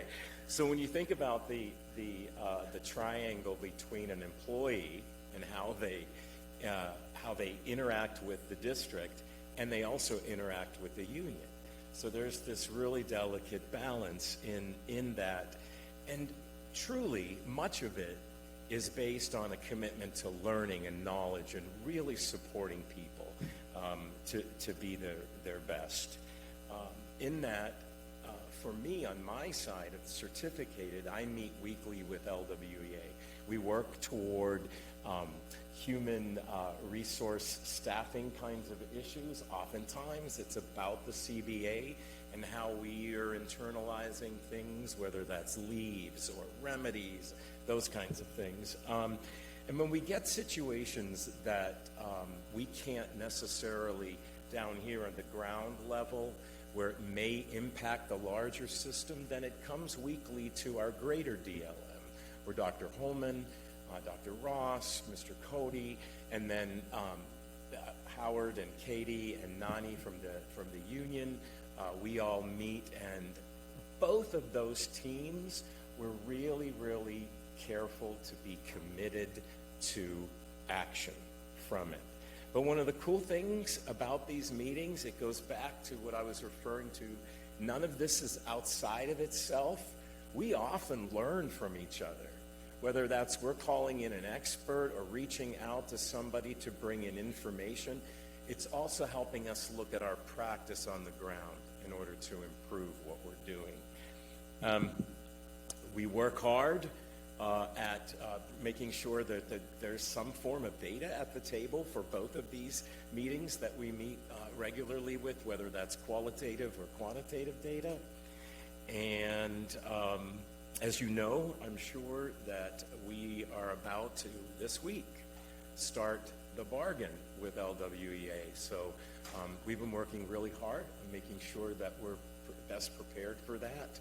And it's going to be exciting when we look at the kinds of roles that we all have. We have an electronic repository that we've worked on, and we've really prepared in many numerous ways. And looking at the bullet for the classified labor partners, it's really just a large piggyback off of everything that Richard was talking about. First off, I'm very excited for Richard to begin bargaining with the cert side, and as I take a seat to the side of the bargaining. But our labor partners are critical to the success of our department and to students. And with this partnership, it's really trust, and it's building the relationship, and it's credibility. And relationships evolve, and you can't let them grow stale. Relationships also change. And one challenge we had this past calendar year is of our 11 labor partners, 8 had a leadership change, whether it was a president or a business agent. I've never seen anything like that before. As you all may be aware, there was a couple big bargains in the last 6 months, so it was very imperative to get in, build credibility, build trust to help get those deals done. For the classified side, I'll meet with all the classified union groups once a month. Of course, we've got an understanding that if there's something that's happening between those meetings, that we'll meet off-cycle to not let anything simmer too long. But really, those meetings are problem-solving meetings. It's collaboration. It's coming together. It's really trying to figure out how to handle this at the lowest level and not lead to grievances. And then when it comes to the district leadership team and school administrators, we've just made really a concerted effort to be responsive, to continue to grow with our district leaders. We impressed Michael so much he wanted to join us, so he's now on the team. And we've also made a concerted effort to get out to the buildings. For somebody like me who never had an education background, it is eye-opening when I go to a building and I see what's going on in the buildings. So really just trying to build that relationship and that trust by going to the buildings and seeing them. So one of the things the system was telling us big time last year was that we needed to have some common understandings and practices around how we approach employee discipline and employee investigations.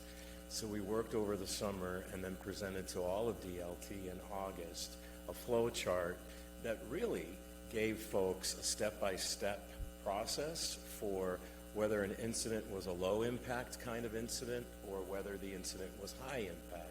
And along the way, what are the decisions that need to be made?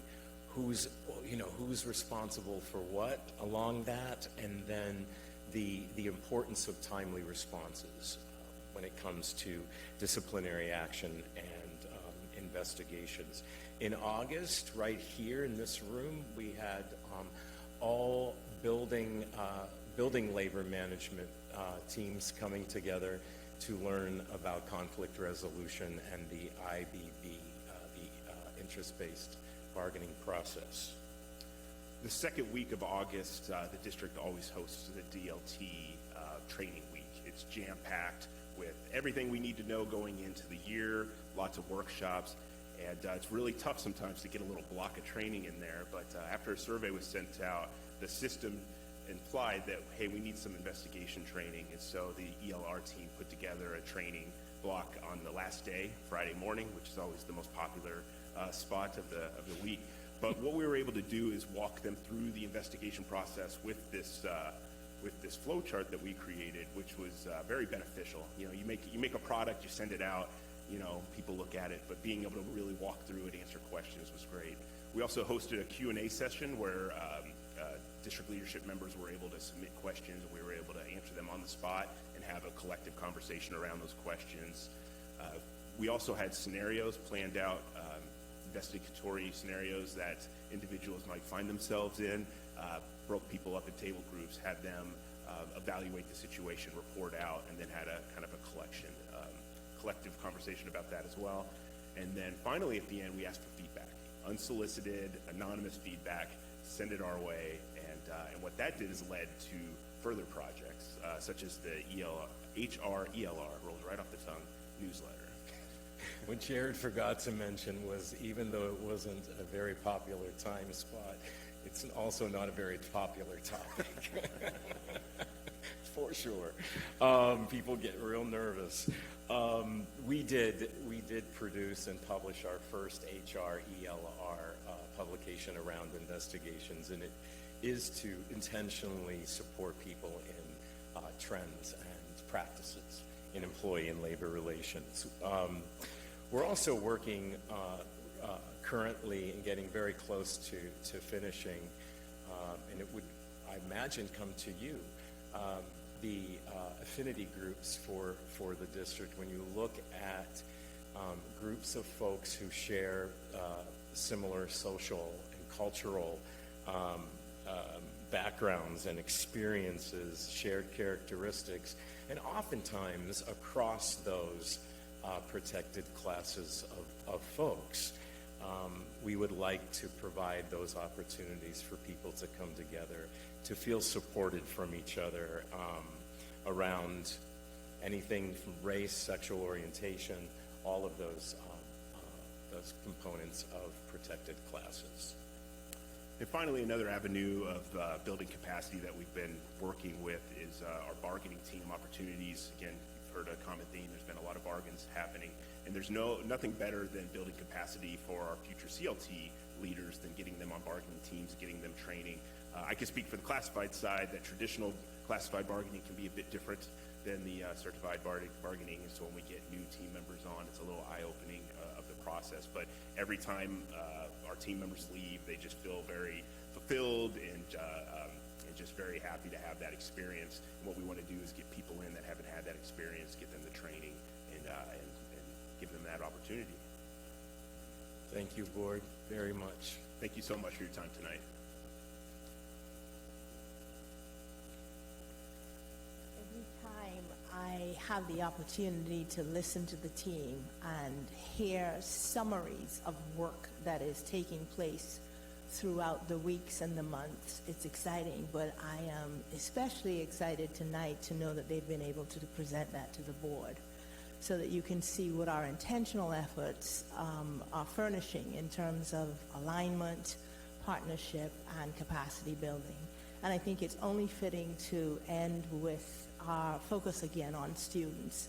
And I think about a story that a friend of mine told me, and she said it was about knowing how things evolve, and she likened it to a song. And she said you could hear a song on a radio and recognize the tune, or you might even be able to hum a song. And she said sometimes you might know the words to a song, and there are some people who can write lyrics and some people who can write notes. And she said, oh, but if you could lead an orchestra in the playing of a song, the evolution. And I think about the evolution of this team, and I hope that tonight you have certainly been able to see evidence of that. And we are your HR team. I would be remiss if I didn't thank the team. Camille, thank you. Zakia, Jared, Richard, and welcome aboard, Michael. Thank you so much, and we will take questions or comments. Thank you very much. I appreciate the opportunity to hear all the great things happening in the HR department. Are there any questions or follow-up from anybody? I believe Director Choi has some. First, I would just like to say thank you for that presentation. It was very enlightening. There's so much information there. Could you post the presentation as well, because I couldn't write fast enough to get all the information I wanted. And then second, I had a really quick question about some of the data that was presented. And it might be a next time, you can let me know. But you were giving us some really good trend data and then referencing some national data comparisons. And I was wondering if you could go into a little bit more detail about kind of where our district is at versus the nation. Are we seeing very comparable kind of shifts that other districts that are the same kind of size, and we're not really rural, we're not really suburban, same type of districts are kind of experiencing, or are we going against trends? Just some of that information.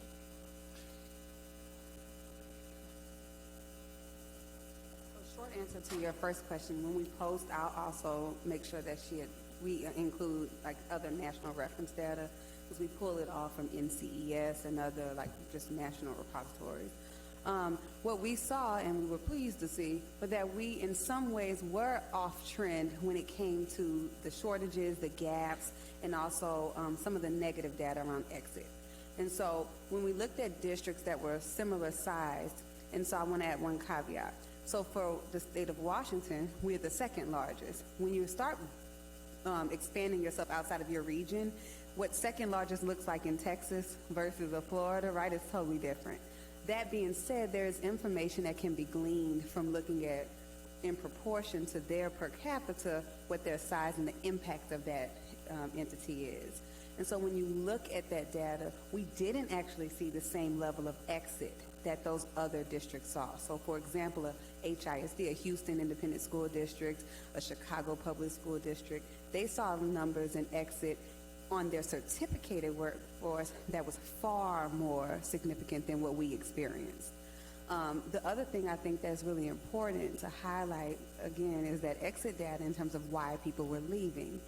Retirement is a natural part of when you work in school districts. And it also is significant that a district our size, being the second largest, that retirement was the first reason people exited. So when you start looking at that comp data, again, nationally as well as regionally, that wasn't the case. And so a lot of the larger districts saw people leaving for personal reasons or due to affordability or other concerns. And so for us, it put a task. On one hand, you have to fight the urge to be complacent and say, well, we got it going on, we don't need to do anything, right? It put the task on us to figure out, okay, so how do you respond to that? If you're going to lose people because they are staying with your district long and through the end of their career, how do you make sure that that first couple years, that sweet spot is 3 years, how do you make sure you engage them like no other so that you continue that thread and have a district where there's not only high quality employees, but also there's some stability? And then how do you make sure that that's spread so you don't only have that, for example, at the elementary level, but a big mass exodus at the secondary level? What are those pieces, and what do you need to equip those administrators with, or the system in general, so that you can generate that level of stability? Awesome. And because you brought up the retention numbers, compared to pre-pandemic, when we looked at the drop in retention rates between the first year and the 3-year, is that drop, did that increase, or is it comparable to what we saw prior?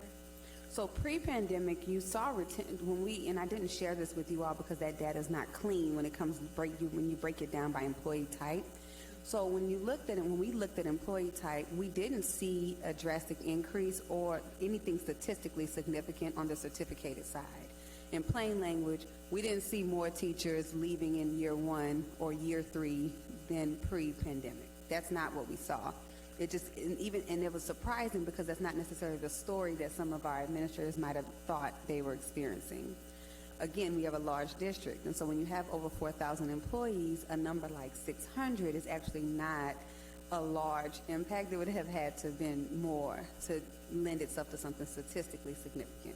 What we did notice was those trends in those early entry-level positions, so early in that, the first year, and especially in the classified ranks. So when you start looking at bus drivers, when you start looking at classroom support, and that really spoke to, in our estimation and analysis, speaks to the economic landscape and context, even more so than a COVID.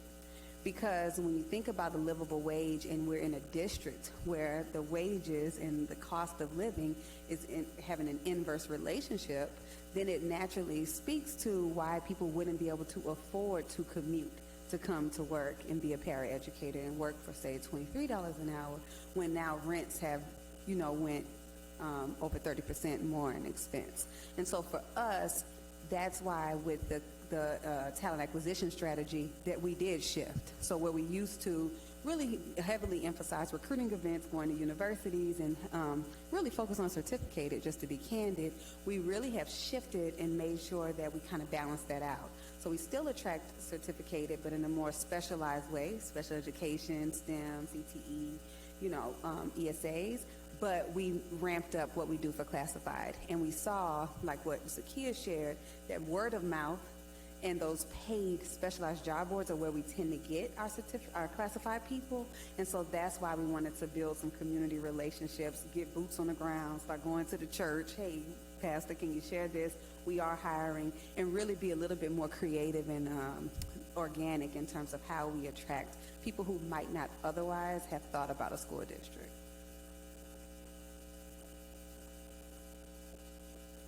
Any other questions? All right, so I just want to thank you all for coming tonight and giving the update on the HR. It is exciting, the work you're doing. Appreciate the connection to the national trends and sort of giving that whole context to understand. And I think I have to say thank you, Jared, for all your work in regards to those multiple contracts that were able to be negotiated through this process. So, and to all of you for all the work that you've done. So thank you very much, and exciting to see all these different components in place. I would also just like to call out the quote at the beginning. I greatly appreciated your connecting this directly to the students and the reason why you need a strong HR department with this type of work, and that your heart and focus is greatly appreciated as it's thought about through the students. So thank you very much for all you do.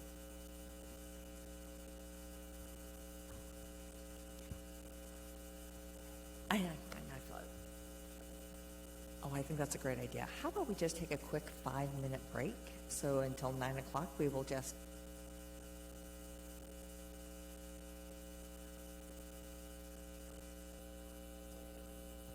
All right, we are ready to start.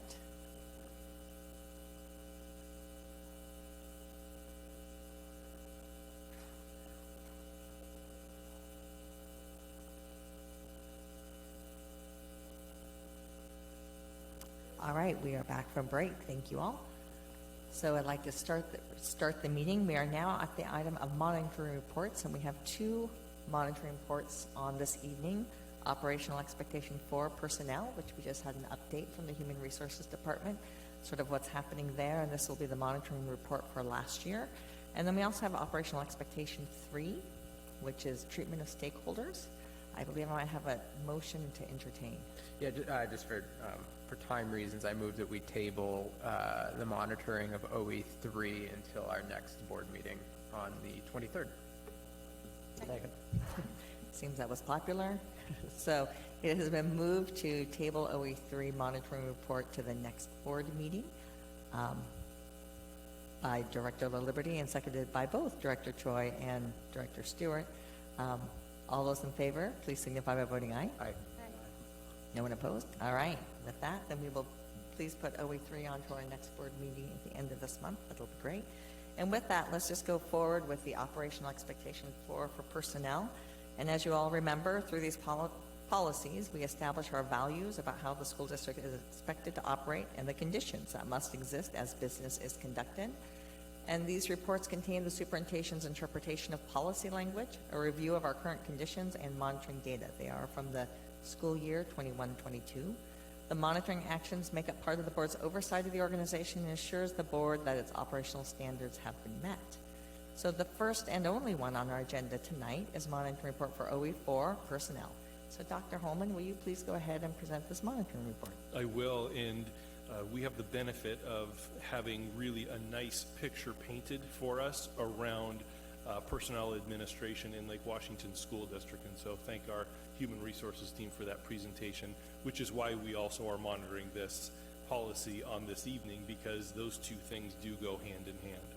And so the policy states that the superintendent shall assure the recruitment, employment, development, evaluation, and compensation of district employees in a manner necessary to enable the district to achieve its results policies. There's 12 components in OE4, and this report is presented to the board as compliant with exceptions noted. 4.1 states that the superintendent will assure that no person is employed by the district without first clearing through background inquiries and checks. You all have the report and you have additional information, so I'll just summarize those that information and findings. And so the district implements a screening and background check protocols and practices, and 100% of new employees during the 21-22 school year went through that process. Seeing no questions, we can move on. Okay, 4.2 states that the superintendent will select only highly qualified and the best suited candidates for all positions. And there's a number of pieces of evidence within the report, but ultimately 100% of contractor and staff employees met minimum qualifications and educational and certification requirements. Any questions? All right. 4.3 states that the superintendent will ensure equitable recruitment, hiring, and retention practices that support an increasingly diverse workforce. I think you heard a significant amount of information about all of the efforts that go into that. But the district employs recruitment strategies to seek qualified and diverse candidates. The district also employs practices that are targeted at employee retention. Director Stewart. Quick question, just a definition in bullet number 1 under 4.3, and parenthoods. I'm sorry, can you, is that like single parent versus, I don't know. Will you ask that? I just missed. In point number 1, I just was trying to get a definition. At the very last phrase is and parenthoods, and I just didn't know how you classified the report. It says nationalities, religions, and parenthoods. And I was kind of befuddled. I thought I'd just ask for clarification.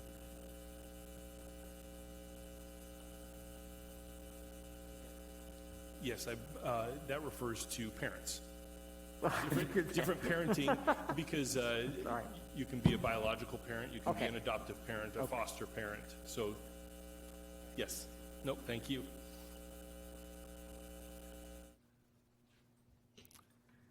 Director Choi. I was curious about some of the employee programs that are mentioned. So there's an employee assistance program. You mentioned solutions-focused counseling services that were free of cost for employees this past year. And I was wondering, what was the degree of interest and utilization of those programs, and was there feedback about whether or not those were worthwhile for the people that chose to participate? So I'll follow up with the actual data. I know we receive reports from Cohere that provides number of staff that access it. Over the last couple of years, we've seen a significant increase in staff. I'll also see if part of the reporting is like an exit report around satisfaction and things like that. But I know access to Cohere and those services increased over the last couple of years.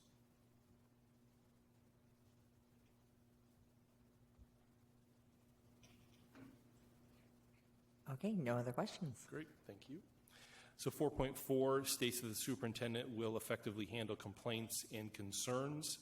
The district has handled 100% of employee complaints in accordance with policy and the law. I did have a question. In reading through the evidence, it spoke to unionized staff, so certificated and classified. My question was, what about non-represented staff? So non-represented staff, we would comply with the law around, because there's legal language around how you follow discrimination complaints and things like that. Is there any evidence of that we have?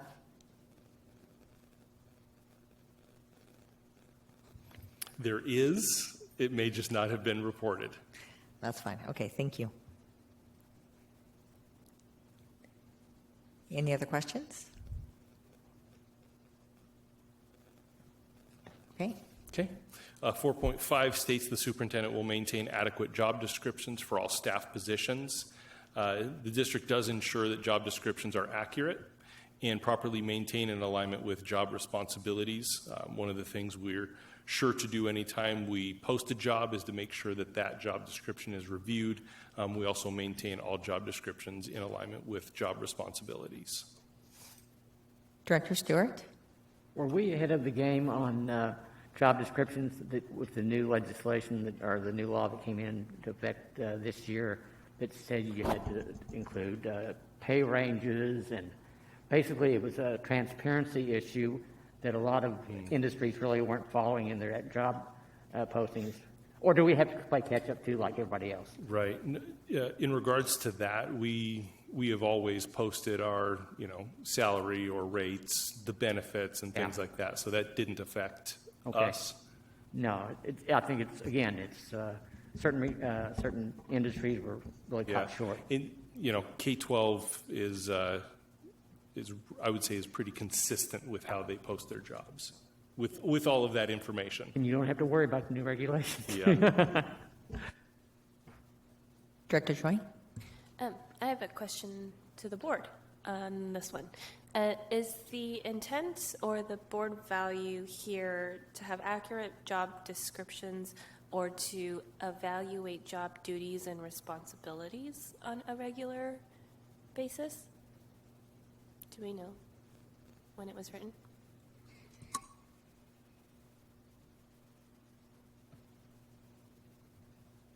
I think it's a good question. And so it is probably one we should discuss to determine what that policy is meant to say. And that might be a revision that we want to bring forward to call it out more specifically. I would just imagine over time, duties and responsibilities of specific roles would change. And so I'm curious if there's a systematic process for evaluating duties and responsibilities associated with the job title.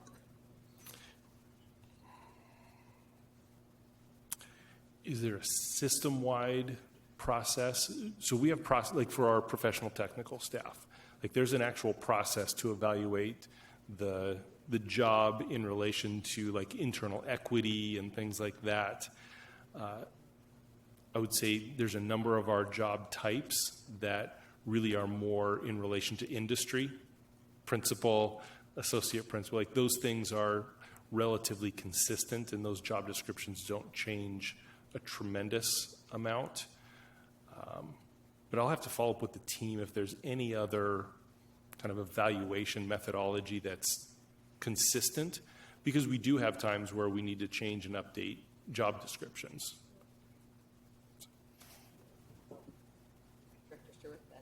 Liberty? I fall into I understand the desire to make sure we have a review, but having taken a job at times, 2 or 3 times, and the description didn't match the job, and it being a horror show for me, and I'm sure for them, accuracy in a description, wow. I can tell tales. Director Choi, could you give me one more time the 2 potential interests for this policy you identified?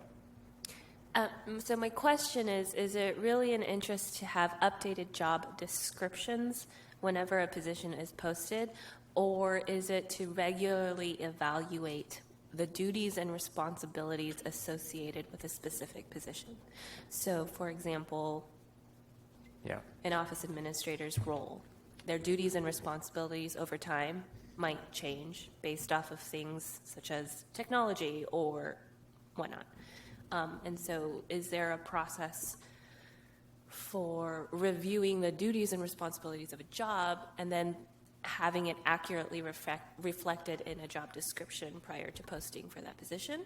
Or was that not the intent in this? So based on the interpretation that's provided, it would capture that intent as well, because it does say means it keeps current and accurate outlines of employment duties that reflect the essential functions, knowledge, skills, and abilities. Now, the indicator of compliance does not necessarily say a systemic way in which of doing so besides when a job is being posted. So I always view this policy as the former of the first potential reading with Director Choi, and not the second. But I think the latter is an interesting idea.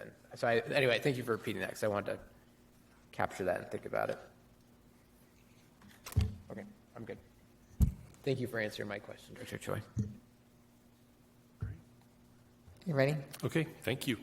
The 4.6 states that the superintendent will protect confidential information. We have policy, procedures, systems in place to protect information, and as of such, there were no releases of confidential information, nor were there reports of a breach of confidentiality related to employee information.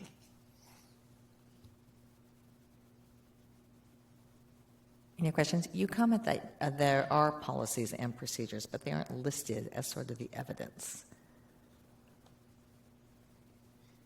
Great. Thank you. Yep. Is that 4.6?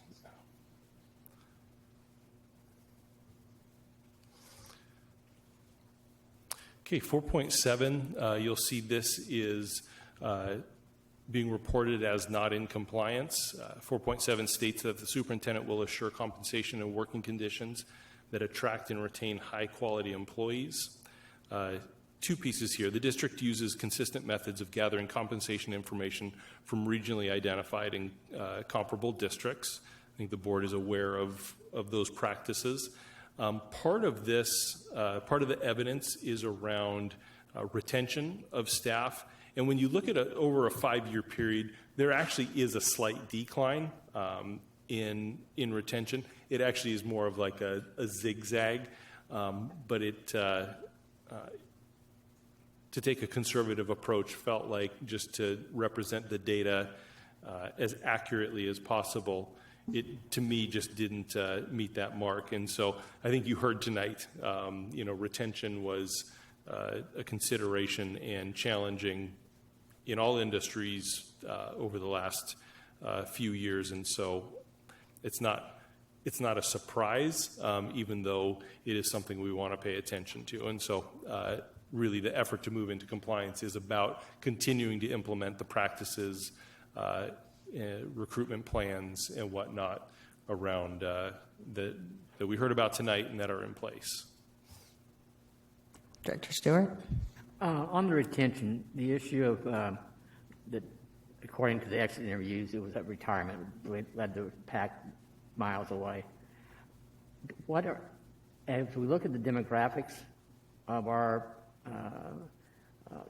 certificated staff, or for that matter, all the staff, are we looking at a bubble, if you will, of retirement that's basically that perhaps this last year or two was the beginning of that bubble? My thought is that, granted, we're hitting the very tail end, and I mean the very tail end of the baby boomers, but it's a big boom. And I'm wondering if that retirement isn't going to hit us, and we need to be looking ahead and starting to even gear up more on our recruiting efforts. I don't know. I'm just asking. Yeah, when looking at employee salary matrix, meaning where are people placed on salary schedules, it doesn't appear to me that there's a significant bubble one way or the other. We have a number of new staff, we have a number of mid-career staff, and we have a number of end-of-career staff. It also seems like there was some kind of part of the provision of McCleary was allowing,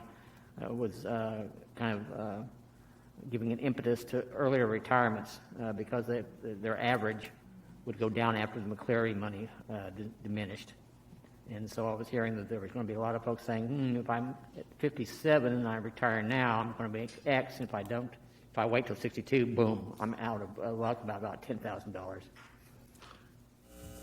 Yeah, well, Plan 3 dictates some of that too. Yeah.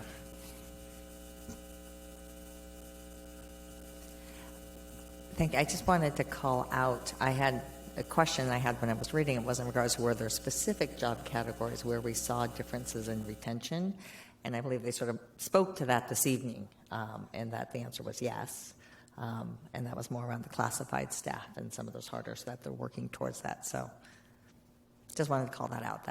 That was sort of in this one. OE14 is sort of where we put some of that. So it'd be interesting to be able to have that by type as part of the evidence, because those are distinctly different groups. Am I remembering correctly? It's reported by job type in OE14?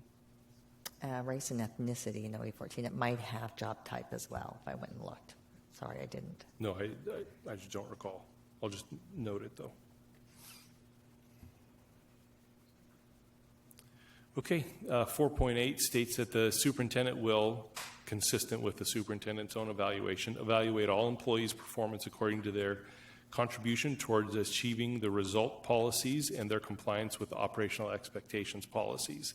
And as you can imagine, with the number of employee types, we have a number of different formats and processes. State law directs how we are to evaluate both principals, associate principals, and teachers. We have aligned our ESA staff, so our counselors, psychologists, in that group with our teacher process. So just to make sure that that's aligned, and we have different formats for our classified groups as well. And all staff were evaluated using required processes and forms in 21-22.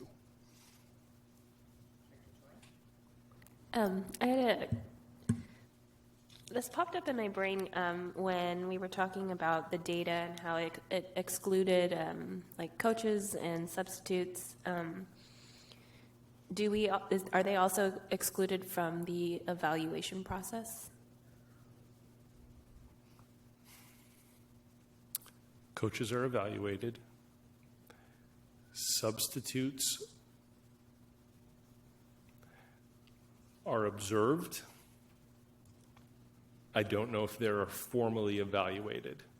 Just part of that being they can be in one school today and never show up again at that school, and just the nature of their work experience isn't one that provides consistency at any one school site. So our substitutes are not evaluated, but our coaches are.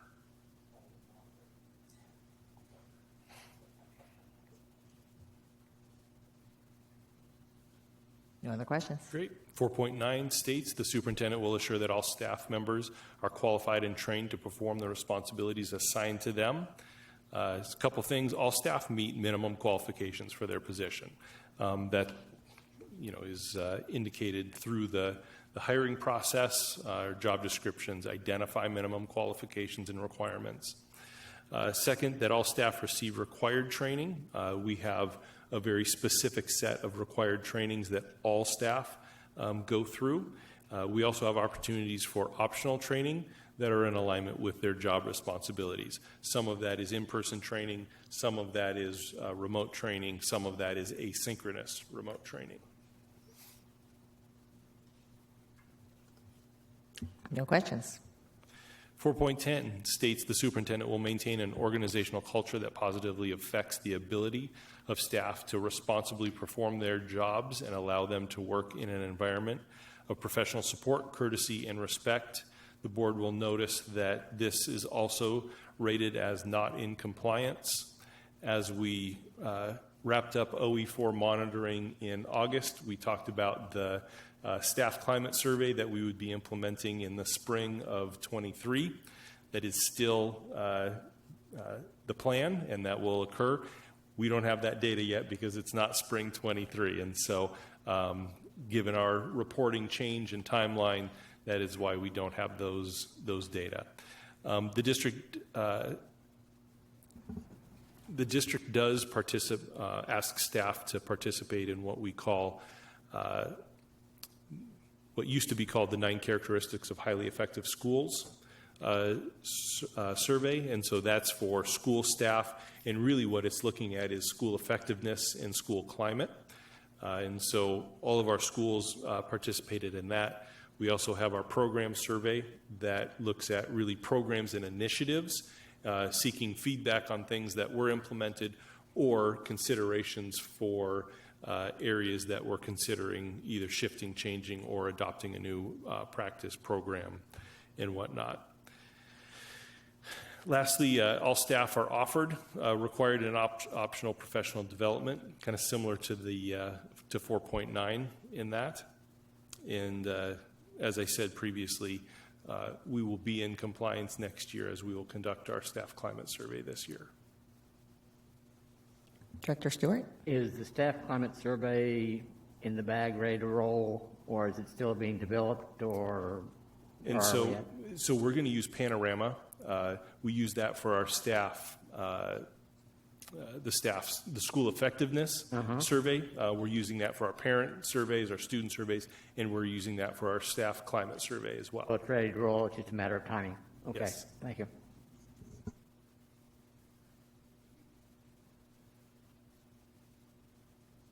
No other questions? For 11 states, the superintendent will reasonably include personnel in decisions that affect them.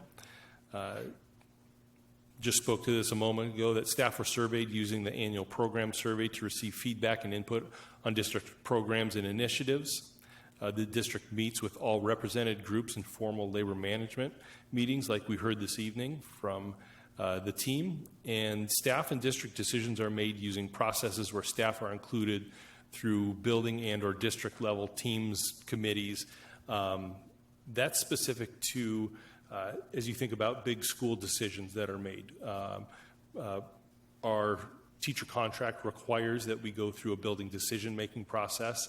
Every building has to have a written building decision-making model that actually outlines what does it mean to make a large decision that affects multiple job types across the staff. As we're adopting curriculum as a district, as we're conducting other district committees, you'll hear during superintendent's report about the school start time committee that has staff on it. So it's just about that ongoing engagement in these types of processes. Director Choi? You included the response rates for the survey, and I'm curious, they seem low. Is that normal for the survey, or is there some other extenuating circumstance? So I think we'll find out this year if they're low as we start to build out a new pattern. They seemed low to me as well. I mean, response rates on surveys, like great survey response is 20% when it's a, anonymous, sending out to community type. For in-district staff, a lot of times we ask our building leaders or department leaders to actually, ask staff to sit down, maybe give some time during a staff meeting to do it so that we actually do get the feedback. I know last year was just, hair on fire from January through the end of the school year, and so that could have something to do with it, but we'll make sure we re-employ those strategies this year because we do want to hear from our staff. Like, it's very helpful for us as we're, like we talked about tonight in our study session, as we're thinking about strategic plan, budget, like the feedback from our staff in these types of processes really do help us coalesce around what's important, how are people experiencing their work environments. So.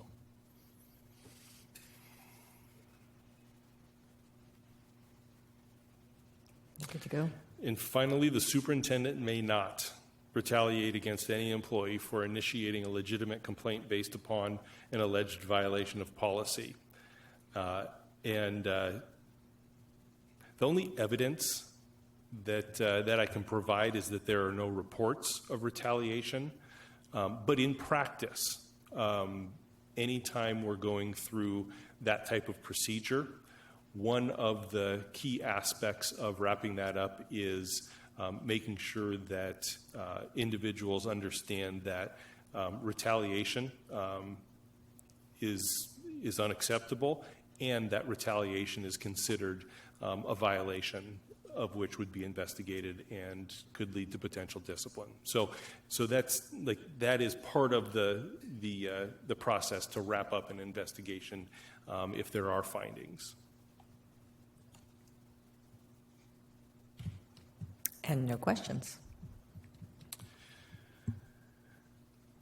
So at this time, my only policy consideration is just thinking about how can we do a better job of consolidating the areas focused on professional learning so that the board is receiving the information about professional learning that is helpful for evaluating personnel administration, as opposed to it being scattered throughout the policy. And so that I'll bring a recommendation forward around that, but that just as I am reading through it, it just seems like, A, it's repetitive, and I'm not sure it's really getting to the depth that the board is seeking. That's my report. Thank you. I move approval of the monitoring report for OE4 as presented, which is in compliance with the exceptions that are noted in the report and the plan for bringing those into compliance. Second. It's been moved by Director Liberty and seconded by Director Stewart to approve the monitoring report as presented with the 2 noted exceptions of out of compliance in the 2 sub-policy, which I don't have currently written down. Any discussion?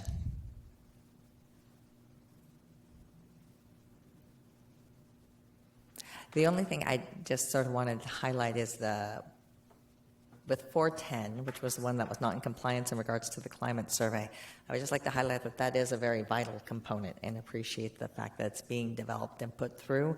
Not having that does provide one key feedback loop that isn't quite in place yet, and I do think that's an important piece. So look forward to having that occur and being able to see those results as it goes through.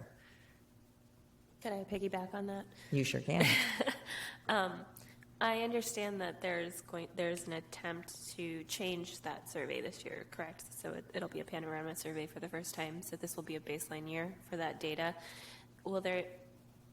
I'm hopeful that there will be an attempt to have an ability to interpret that data in an impactful way using previous data. I understand the question, so it's a little bit apples and oranges, but some attempt to actually make it so that that data could be interpreted would be great. Absolutely. Director Stewart? Just one note, and I'm not saying this organization at all, but I think, and perhaps it's our employees' parents' generation, if you will, that when the surveys were sent out to employees, there was a tracking mechanism. And this is before the computer really, but people are apprehensive in answering surveys about their working conditions because they see a ghost underneath the bed that isn't there, and they're afraid of retaliation. So that probably plays some factor into it. I don't know how you get past that kind of a mindset, but if there is, just to keep that in mind, just a thought. And part of the communication, making sure that staff know it's anonymous. Mm-hmm. Say it a few different times, a few different ways. But yeah, just don't put your name on it. Any other discussions?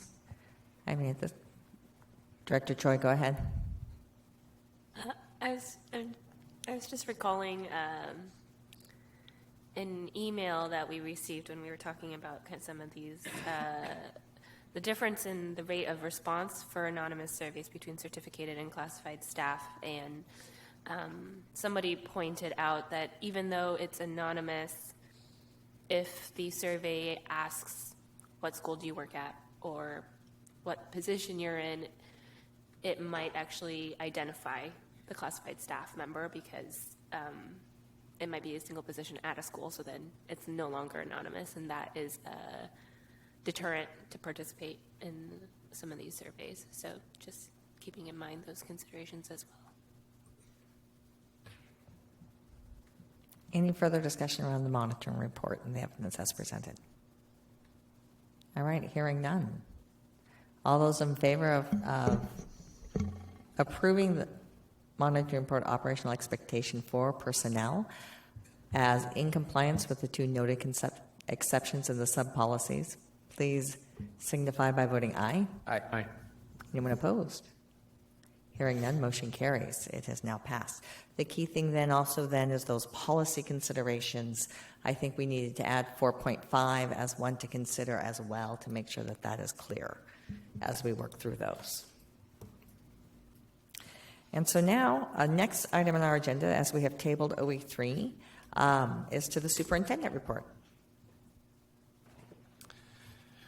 So I have asked Deputy Superintendent Scott Beebe to come and provide the board with an update related to the school start time efforts, and just want to start by offering some appreciation for the work that Scott has done around this.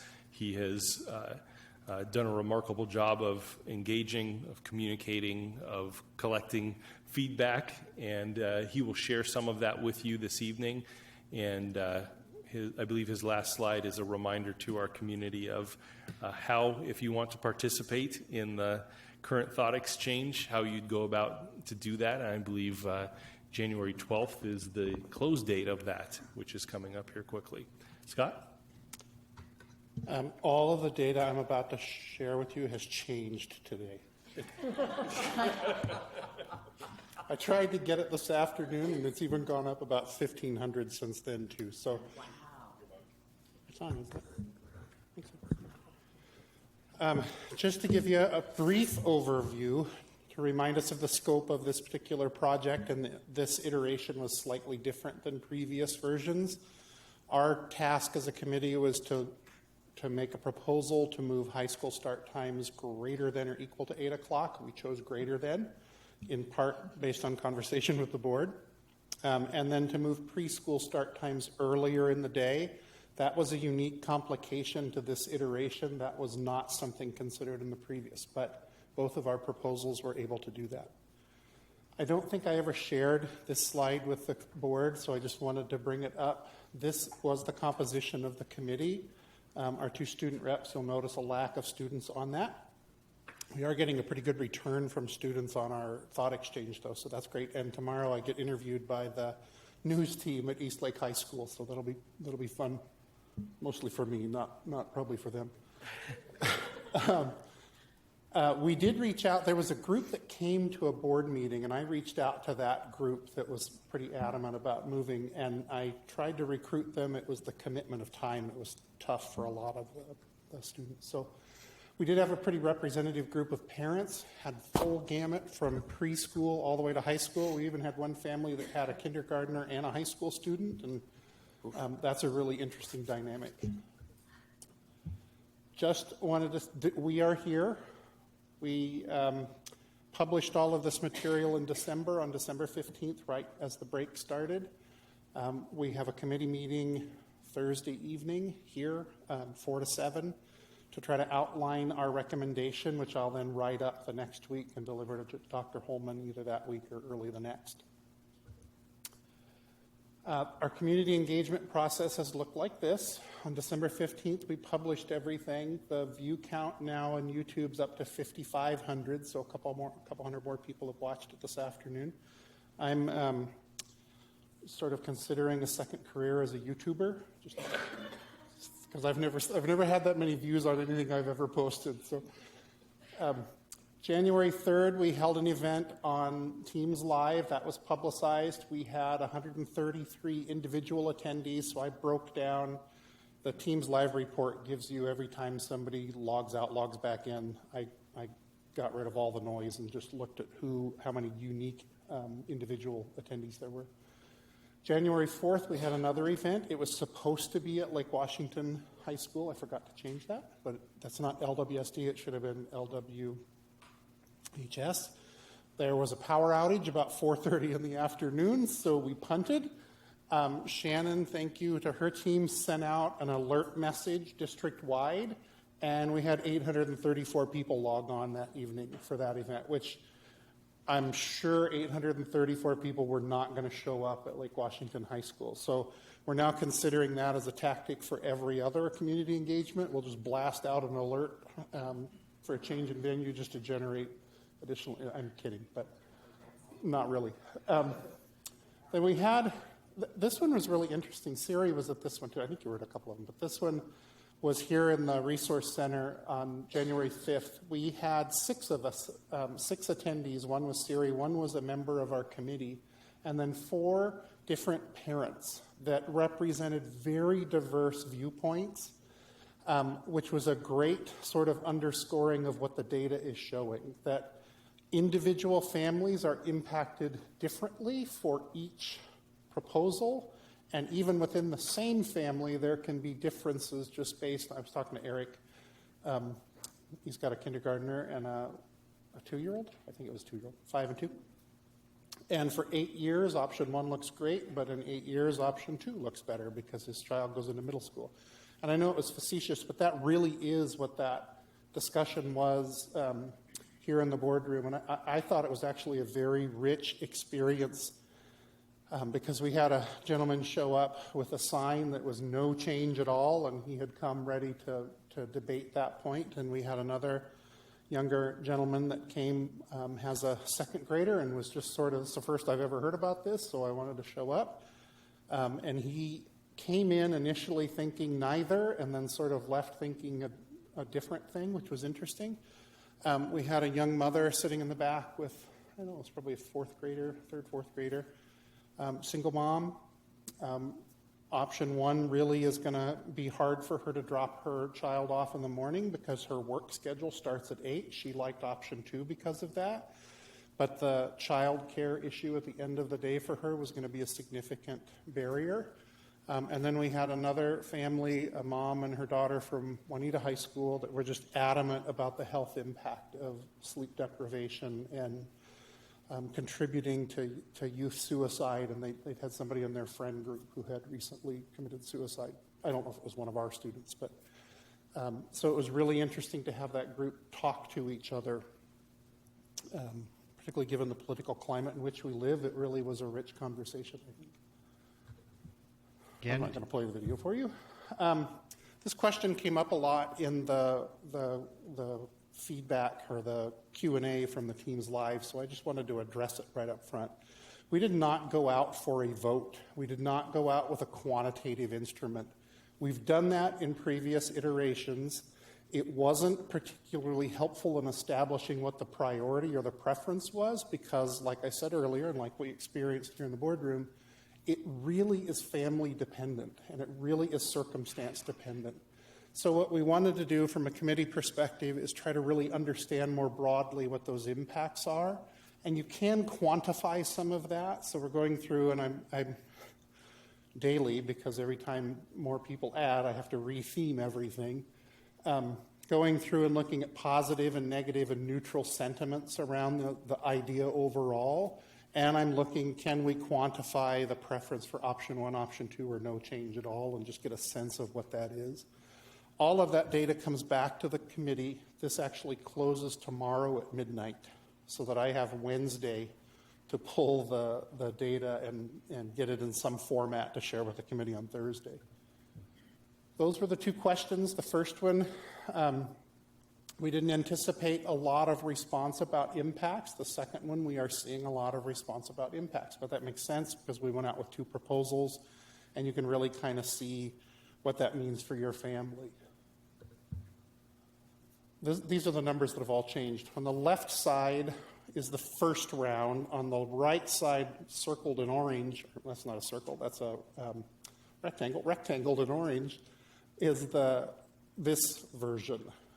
All of those numbers have increased on the right side today. We're up over 8,000 participants in our thought exchange so far. But we've got, it sort of distributes roughly the same. We've got really strong participation from parents and family members. We're up over 1,000, I think, now for staff members, which is great. We sent a reminder out this afternoon. I'm sure that has generated more interest, so we've tried to have multiple reminders, and every time we do that, we get a little more bump. And we have, I think it's over 1,200 students now who have responded, which is almost double what it was. Well, that's triple what it was in the first one. Also distributed across, we have more kids in our district in elementary because it spans more grade levels, so you would expect a greater distribution. This is not going to total up to 100, and it's not going to total up to the number of participants because you could check multiple boxes. So if you're adding the column, it's going to add up to more than the number of participants. We also asked a few questions, mostly out of curiosity from the committee, just to see who's responding and how do they get to school. And we've got a nice distribution, again, of kids who are driven, kids who are on school buses, some riders, some walkers, some carpoolers.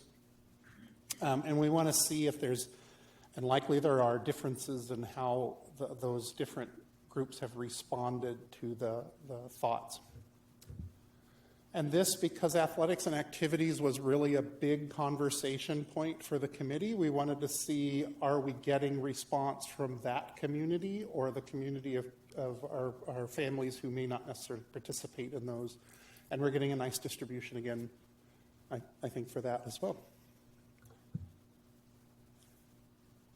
That looks way better up there than it does on my screen. Much broader representation from all of the regions across the district. The Juanita crowd has really come on this afternoon because that's up over 1,000 now. So we've had strong participation. We left, in the first round, we did not have an other. The other was for, we have families who live outside of our district, and we wanted to give them an option. We had others who weren't sure, so we weren't gonna force them into making that choice. So that's why you see an other on the second. So where are we in the process? All of the stuff checked off has already happened. All of the stuff left in colors is about to happen. So this thought exchange closes, like I said, tomorrow night. I've been sort of working along with it, trying to do some theming.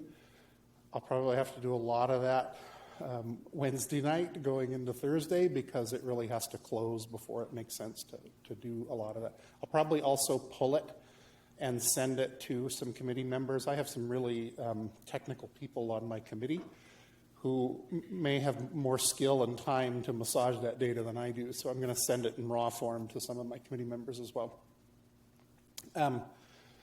Committee meets on January 12th to look at the feedback and to try to outline a final recommendation. I really am asking the committee to say, what do you want in that recommendation? I'm happy to write it, but I want them to drive the conversation so that I can write it up and give it to Dr. Holman after the meeting. It's not going to happen Thursday night after the meeting, but I'll give myself into the next week to write that in a formal proposal to give to him. It will include all of the data, everything this committee has done, including there were about 200 questions put in the Q&A between the two nights.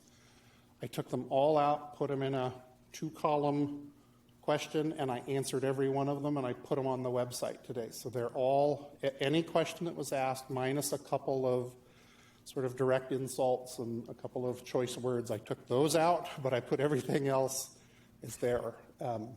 So I wanted the community to see that we're really trying to be open and trying to be responsive to the questions. I also presented to the PTA Council Thursday night, and while I was sitting back here, answered a bunch of their questions and sent that back to the PTA Council. So common questions, the AB school thing has come up frequently.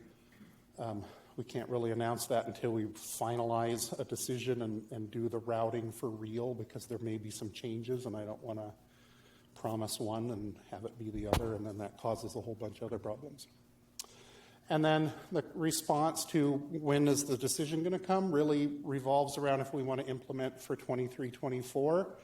We need to make that decision pretty soon in February to give enough lead time for the district, but really to give enough lead time for families to plan for the change in their routine and their schedule. And I'm happy that we are doing that.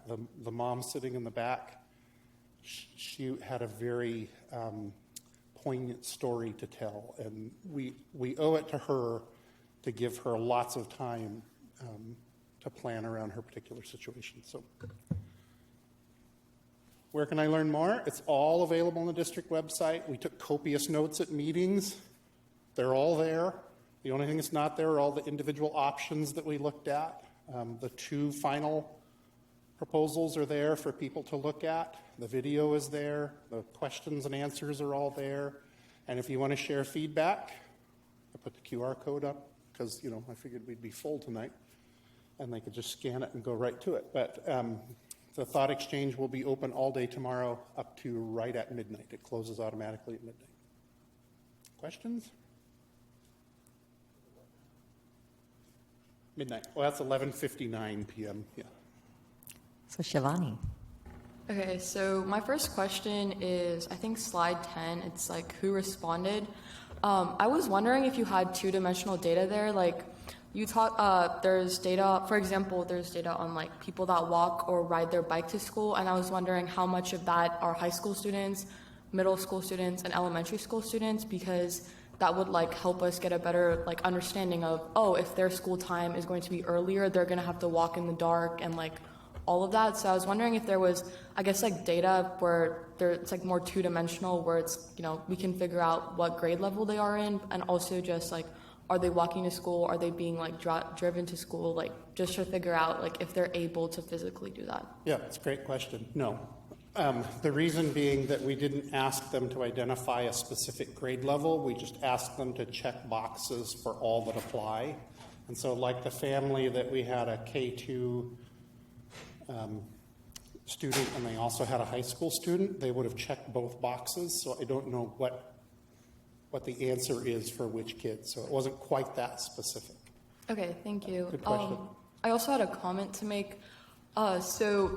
Regarding the survey, I've actually like heard a lot of panicked students that think this is like a voting thing. Like they're voting on whether or not like they're going for option 1 or option 2. So I think maybe some transparency that this is just a recommendation. It's just a proposal. It's not going to be like final. It's not a vote either. It's just like, oh, provide your feedback. I think that'd be helpful so students aren't like panicking over, oh no, like school's times are going to change. And yeah. I'll be sure and mention that to the East Lake News tomorrow. Yeah, but that is in the video, and I did in both, well, all three, we talked about that qualitative versus quantitative approach, and we're not voting, although you can express your preference because it's a very open-ended survey, and many people have expressed their preference or no preference. So this is kind of a question from both of us because both of us have had the same experience. There is, I hate using the word rumor, but there is a misconception or misunderstanding, particularly among students, that is causing significant concern about athletics and activities being moved to the morning before school. As far as I have seen, that has not been officially confirmed anywhere, but we'd love an official response so that we can go back to people and kind of give that information. Yeah, football practice is going to be 15 minutes before. I was a football player. I get to that's actually answered in that long list of questions a couple of times, but that's all of the detail work that needs to occur. That's why we need the long runway. There might be possibility. We have examples of before school. Jazz band's one that comes to mind really easily. Some things might be able to be offered before school.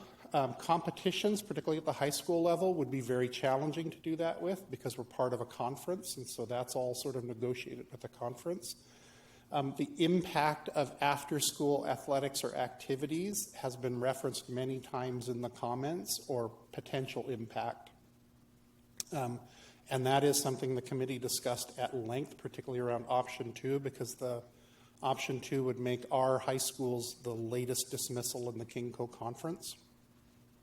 That's known. That's going to be challenging. So you're exactly right. No, there is no plot to move everything before school. There are likely some things that could be offered, though. And again, jazz band or Shivani, do you take a 0-period class? 0-period? Yeah, I have leadership. Yeah. Those kinds of things might be able to continue. They might be a little better attended, too, because of the later start. Good question. I have a completely separate comment. Particularly something that I've heard from Juanita students since Juanita, I don't have the exact numbers, but as far as I understand it, has a higher than average amount of dual working parents.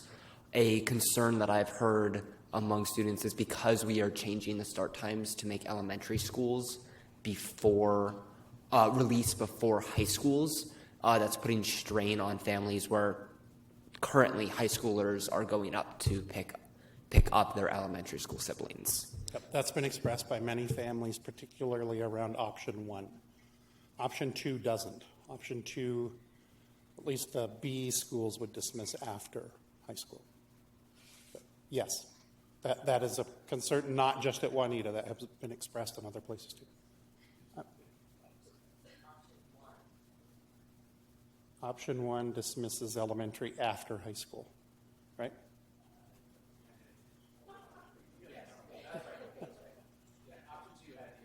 Option 2 had the much earlier elementary. Jeez. It's been a long day, but. Shivani? Questions? Okay, you talked about how the committee doesn't have many students involved. I was wondering, would you like potentially be open to having like a meeting or like, I guess, a discussion where students are able to come in person and talk about, their experiences or their opinions on this, potential school start times instead of just through like a written response? Like, would that potentially be something that could happen? I'm happy to go out and talk to student groups. I think that would be challenging given the timeline. And I believe I would need to offer that in other instances also. So that really could extend the timeline. But what we could do, and part of the reason we need that long runway, I don't know where that expression came from, but we need the long time to plan, is exactly so we can do things like that we can go out and say, okay, this is the decision now, how do we mitigate impacts? That's also why we did that qualitative approach, is those impacts are what we need to understand. And, you get some of them sort of inherently. Evan, the one you brought up was discussed at the committee several times about the impact on single parents or dual income parents, where both parents are working outside the home, is different than a stay-at-home mom, or my wife works 3 days a week at home, and the impact of one of these would be different on my family than it would be back when we were younger and we both worked outside the home. So, yeah, Shivani, that conversation is what needs to occur so that we plan things thoughtfully for that change. There has been no decision yet, though. We're going to make a recommendation, and then Dr. Holman, in consultation with many people, I'm sure, will make that decision. Great questions. I don't see any more questions, but thank you very much for all your work. I would agree with you. It was a very fascinating conversation at the event that we had on that Thursday night, to be able to hear those different viewpoints very clearly articulated. So appreciate all those efforts in going forward. Thank you. And encourage anybody who has not had the opportunity to get onto Thought Exchange to please do so and take the opportunity to provide your input around those impacts that might exist. All right, so we are now at Public and Community Affairs. So Director Stewart, do you have anything to report? Yes, ma'am. We've had a number of, and I want to say about 8, if I recall correctly, of meetings with our local representatives and state senators. And only about 2 to 3, if you will, are really oriented towards education. That said, even those that weren't would love to see have a visit to the inclusion model. That intrigued them a lot. Even, to be quite frank, when you had some people who were not in the education realm when it comes to their committee assignments, the issue of trying to figure out how to fund electrifying of school buses, that, especially those who are on the ecology committees and so forth, that became very responsive, very high on their priority list. We did have some notable misses, but that said, when the 46th ballot out, I wasn't surprised, because I don't think those families would fill this auditorium or this room. So I was not surprised by that at all. But I do have contact with one of those folks, so I'll try and follow up. And in about 2 weeks, I'm going to DC for the NSA, whatever. I'm going to the national group to meet with the DOE Some of the people will meet with agriculture to talk about school lunches.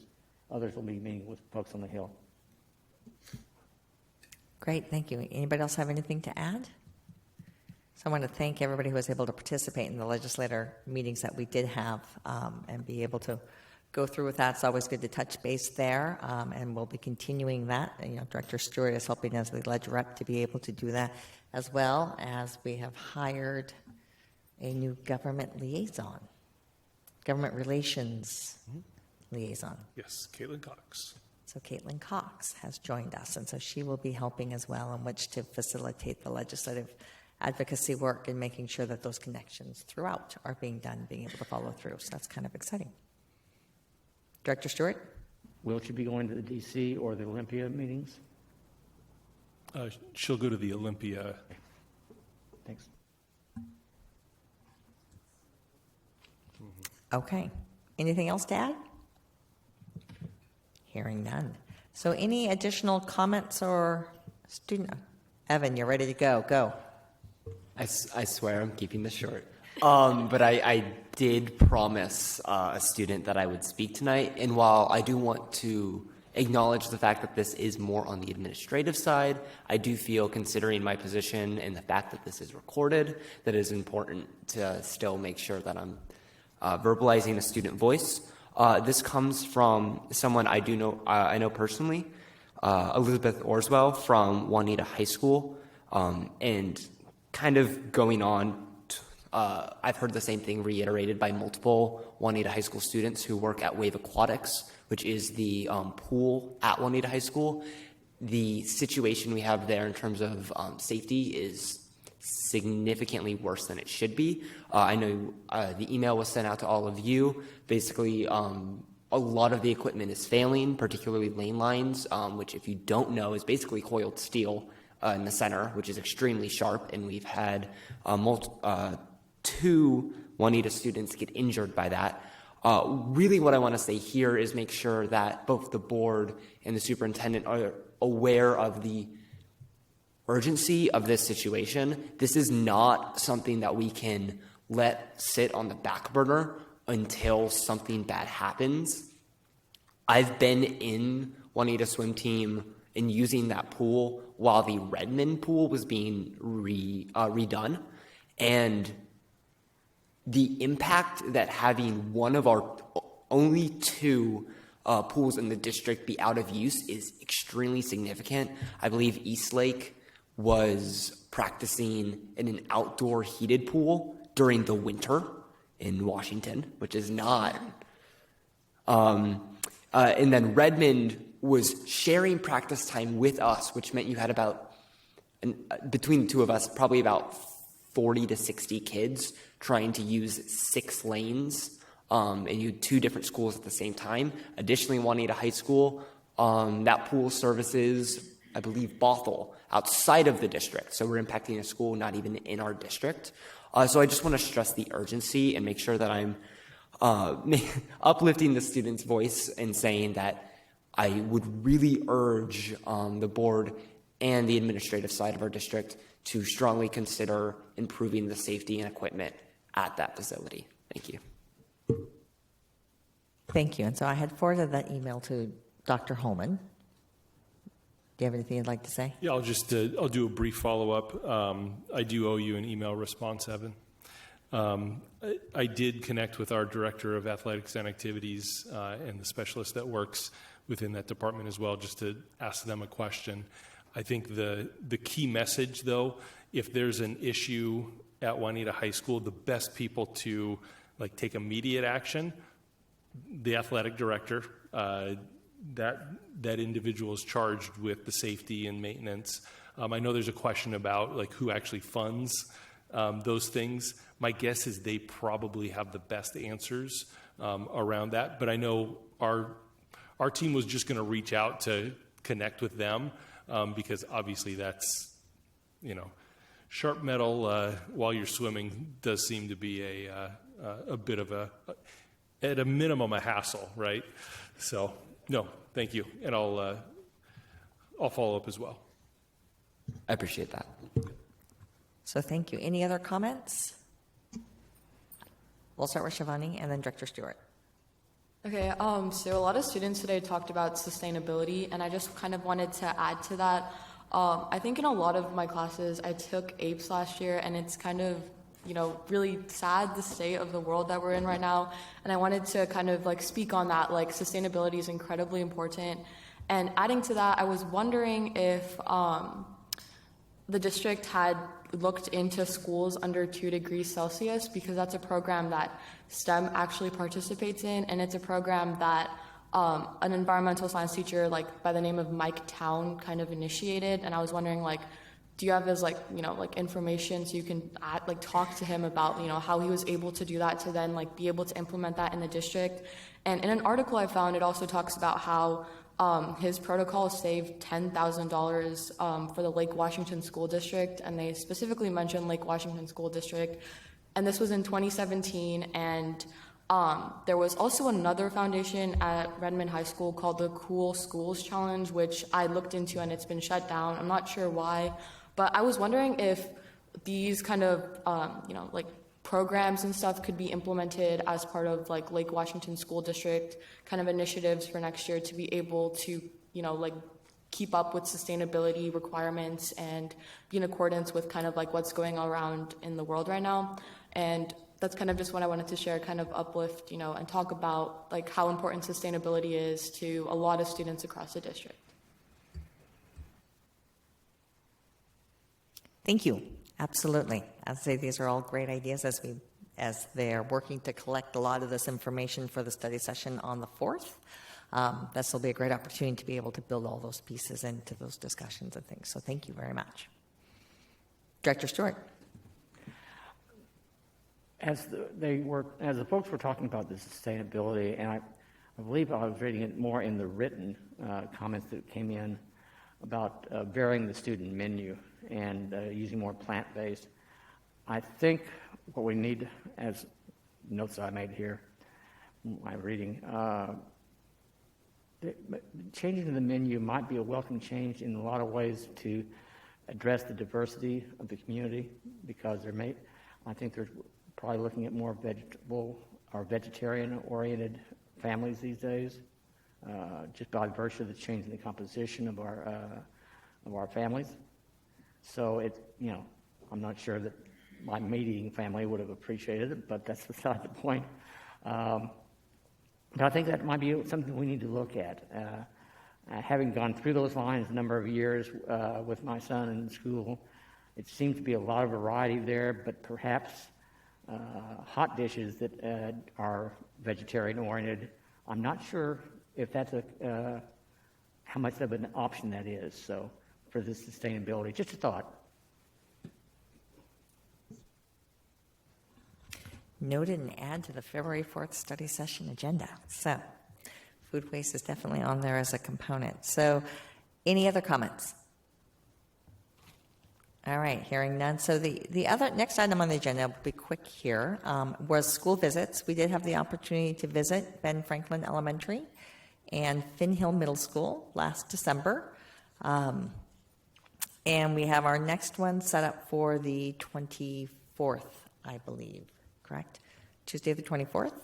And those schools are to be determined. I would just like to highlight Ben Franklin has a lot of work in the inclusion area, so we had a great opportunity to speak with the principal in regards to some of the practices and some of the lessons learned as they've been implementing inclusion within that setting. And that was great. And Finn Hill was another great opportunity to just see innovative practices really trying to take off and go along different ways. She was using doing hacks with her staff to be able to sort of take that tech term and put it forward into practices that they had there. So a lot of good work being done, so appreciate the school visits. And if either Eric or Leah have anything they'd like to add? Nope, all right. So with that, our next board meeting is scheduled for January 23rd. The study session will begin at 5 p.m. and the board meeting will begin at 7 p.m. And with that, I will entertain a motion to adjourn the January 9th, 2023 board meeting. So moved. Been moved by Director Stewart and seconded by Director Choi to adjourn our meeting at the time of 10:13. All those in favor, please signify by voting aye. Aye. Anyone opposed? Hearing none, motion carries. Thank you and good night.